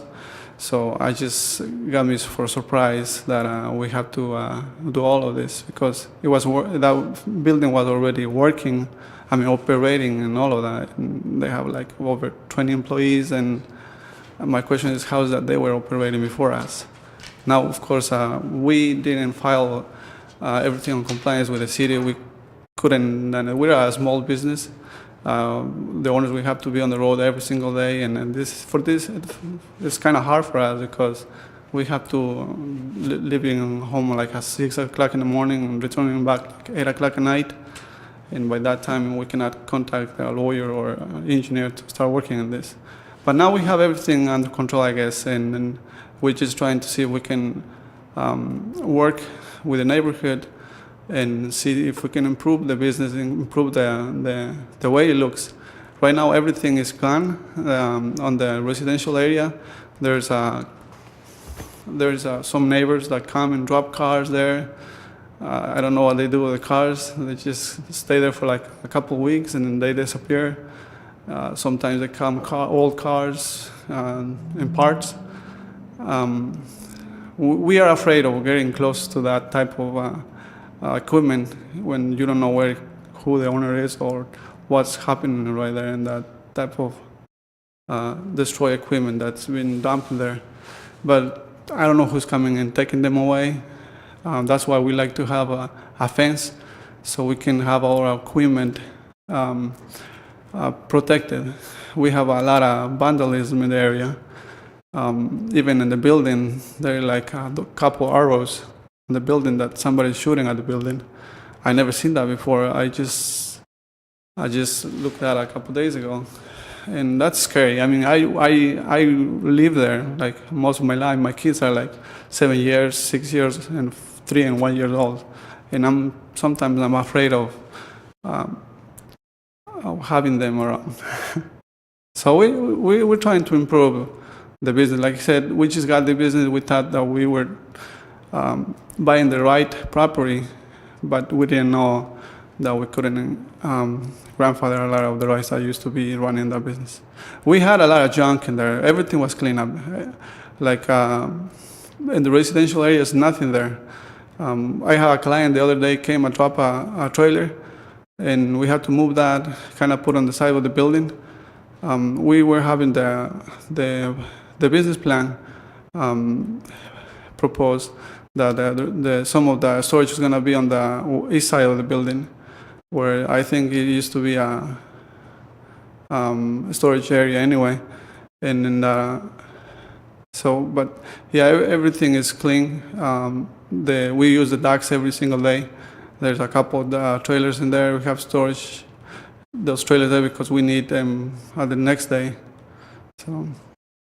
And has anybody advised you about city This is the rules first and building we procedures? have. We never owned commercial property before. This is your first Yes. endeavor? Well, I take that back. I have another building, north, but same thing. I was trying to work with the city, but there were too many rules and too many things that we have to go on, we had to follow. So that's why we bought this building, and then since it was operating, we thought we can just start.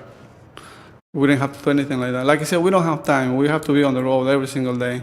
And for us, even Saturdays, we have to be in the office working with some paperwork. Well, thank you for sharing. Is there anyone else who wishes to speak in favor of the applicant? All right, at this time, is there anyone who has concerns or is opposing the applicant? Step forward, state your name and...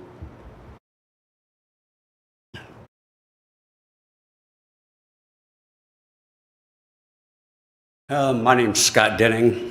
I own the machine shop right here. I've owned it, we've been located there since 2001. When we bought the building, there was 4 inches of water in it. The roof was collapsing, the windows were caving in, and we wanted to buy it. So we wanted to put a machine shop there. We went through several city council meetings, lawyer fees, and we finally got the job done. We can't even put a dumpster outside as part of the stipulation for us to be there. The main problem I have is blocking not my alley, our alley. And that is when we get a delivery from a vendor off of East Walnut, he cannot pull through and back onto Capitol. We have to go out in the street and direct him back out onto East Walnut, which is a thoroughfare from the fairgrounds clear to downtown, straight shot. The only contact that I've had with DDX and this alley is when they came out, they wagged their finger at us and they shook their head and said, we can't use it. So what we've done is they pull in and we got to back them out onto the alley. Another problem I have is if there's a fence there and this alley's cut off, will the city still maintain this alley or be able to? How about snow removal? When there's a snow, and we haven't had one in the last couple of years, of 12 inches or more, sometimes an entrance here is the only way to get in. We also have another problem, trains. Big. It'll back clear up to East 21st. Traffic will. No access into Walnut. So we come down East 21st, try to go up this alley. Nah, they got that alley blocked too. Not DDX, but residents. This is blocked, so we got to sit back and wait. Our customers got to wait. Another point I wanted to make is this area right here was not used for storage. Holt Sales used it for a turnaround for their trucks. They pulled down the alley, they pulled up into this space, and they backed up to the dock. Watched them do it every day. So this is just shutting down access to my business. It's squeezing us. We build and design automated machinery. We do tool and die work. We have a trailer that I store inside the building, and I bring my trailer outside the building because I can't have anything outside, and to load machinery. Sometimes things are so blocked off I can't get loaded. I gotta wait. So I don't know what else to say other than that, and I've been there since 2001. I never had any trouble with Holtz. They kept the alley clear. Since 2 years ago, we've had to make some adjustments. And that's about all I've got to say. Thank you for your time. I hope you find in favor of leaving that alley open. We could really use it. Thank you for coming. Anyone else wish to speak against the applicant's request? All right, so at this point, the applicant has a chance to make rebuttal comments to the concerns that were expressed. Yeah, so we totally, when I saw the staff letter Monday that said that, was it Scott, that you needed to keep that business open, it's like, well, yes, that makes 100% sense that you need that alley open. And we're only asking that we'd have to work with you for some kind of arrangement, whether we granted you an easement or if we do fence it, we give you keys so you can get in and out through that alleyway. Our plan is such that we would pave that. Where's the sheet? Our plan is that we'd still have a driveway through there so that your trucks could get through there as well. I mean, we know that just as trucking is important to us, it's important to you as well. So we'd work, if we could come up with a solution that was agreeable to you. If not, then we don't expect the city to vacate that alley if we can't do something to come up with a plan to satisfy you for what you need there. As far as if we do incorporate that alley into our bigger site plan. So thank you for expressing your concerns. I wish we would have, and a little bit maybe on my part, I should have maybe reached out to you to know that, to find out exactly, since you're on that alley there. I guess I didn't realize how much truck traffic you did have coming through there, so I apologize for that. But yes, the only reason we would do anything with that alley is if we gave him access through there just better than what's there today. I have a question for you. I feel this is premature, you being here. I'm not speaking on behalf of the commission, but I would feel a lot better if you would meet with the neighbors and talk about solutions, because it could be a win-win. There's a neighbor who's very supportive of this. There's a neighbor who has great legitimate concerns about the inability to conduct his business. there's an applicant who doesn't know what's required in terms of paving, buffering. I would hate to see us even try to rezone this and your client not even knowing what it's going to cost and if it's possible, and zoning runs with the land. And we don't even know, you don't know if this is even possible to do. Wouldn't you want to do a little more due diligence? Well, we're trying to. He's also a little bit under duress that in order to stay in business, he needed to show, I think, good faith effort to the city that he's doing step one, which is trying to reach out and get rezoning done. And yes, I realize that there's quite a bit of site plan work to be done here, and we don't have an answer what the site plan is going to look like. I know a lot of times we come to P&Z and you all like to see what the site plan is going to look like before you allow the rezoning. And unfortunately, this is a case where I don't know what that site plan is going to look like right now. We may have to come back to Board of Adjustment for some variance on a setback for the buffer to the residential, because for storage, we need a 25-foot setback for storage. Well, that's a 76-foot lot. If we take 25 feet out, we're running out of space. And so the site plan may not work. And so I don't want to go down the path of getting a site plan put together that if we don't get the zoning, if we don't get what looks like, maybe if we need relief from setbacks, if we have the alley or if we don't. But there's a lot of moving pieces here. I totally agree. The challenge is you have a recommendation for denial. Not to say that we would go along with that. But,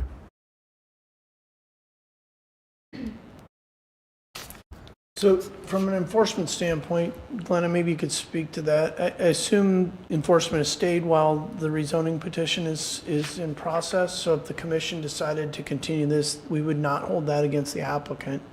But I would assume we would want it continued to a specific date. Sure. So full disclosure, I do not represent the zoning enforcement in their enforcement actions. There's a different attorney in our office that does that.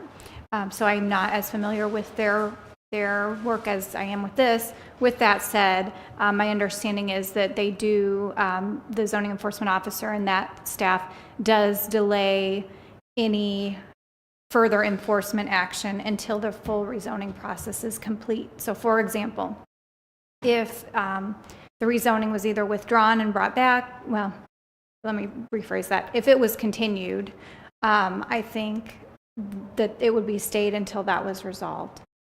If it was withdrawn by the applicant, I'm not sure that that would stay enforcement, but a continuation by the commission would until the council has finally resolved the rezoning.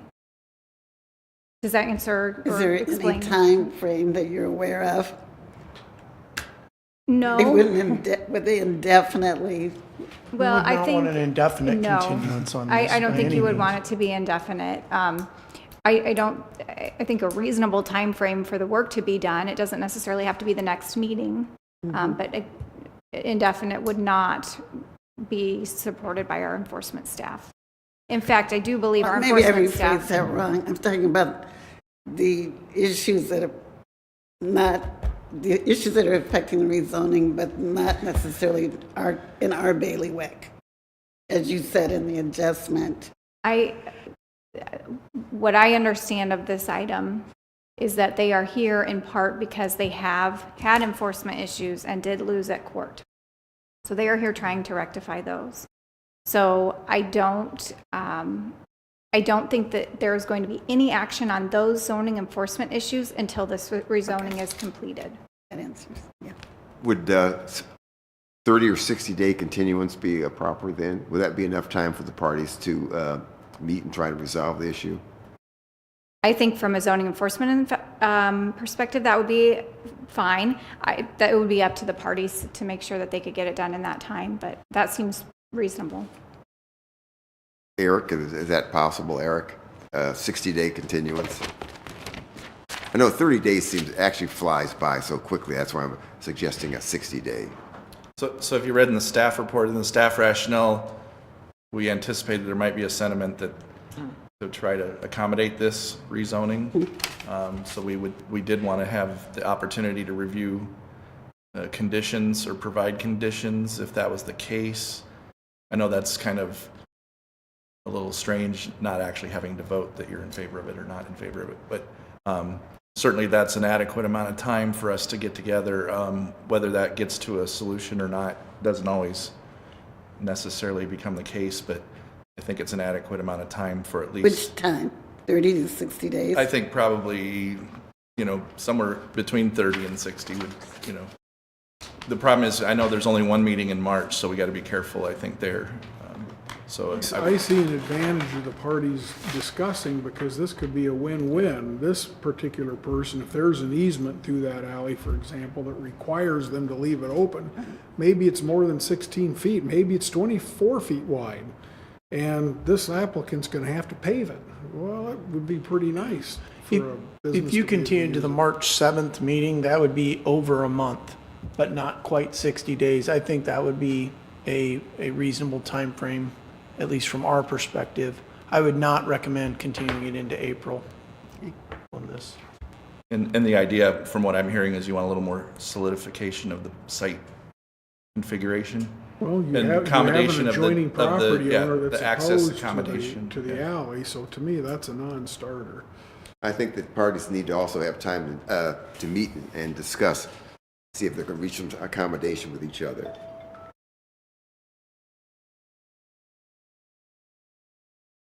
I just want to make sure that the applicant understands what we're saying.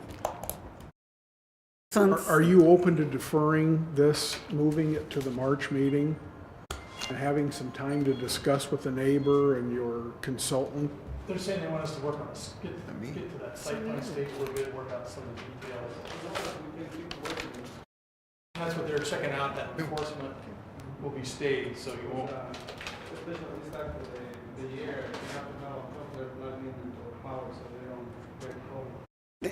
But the answer is yes, that you can continue to work, correct?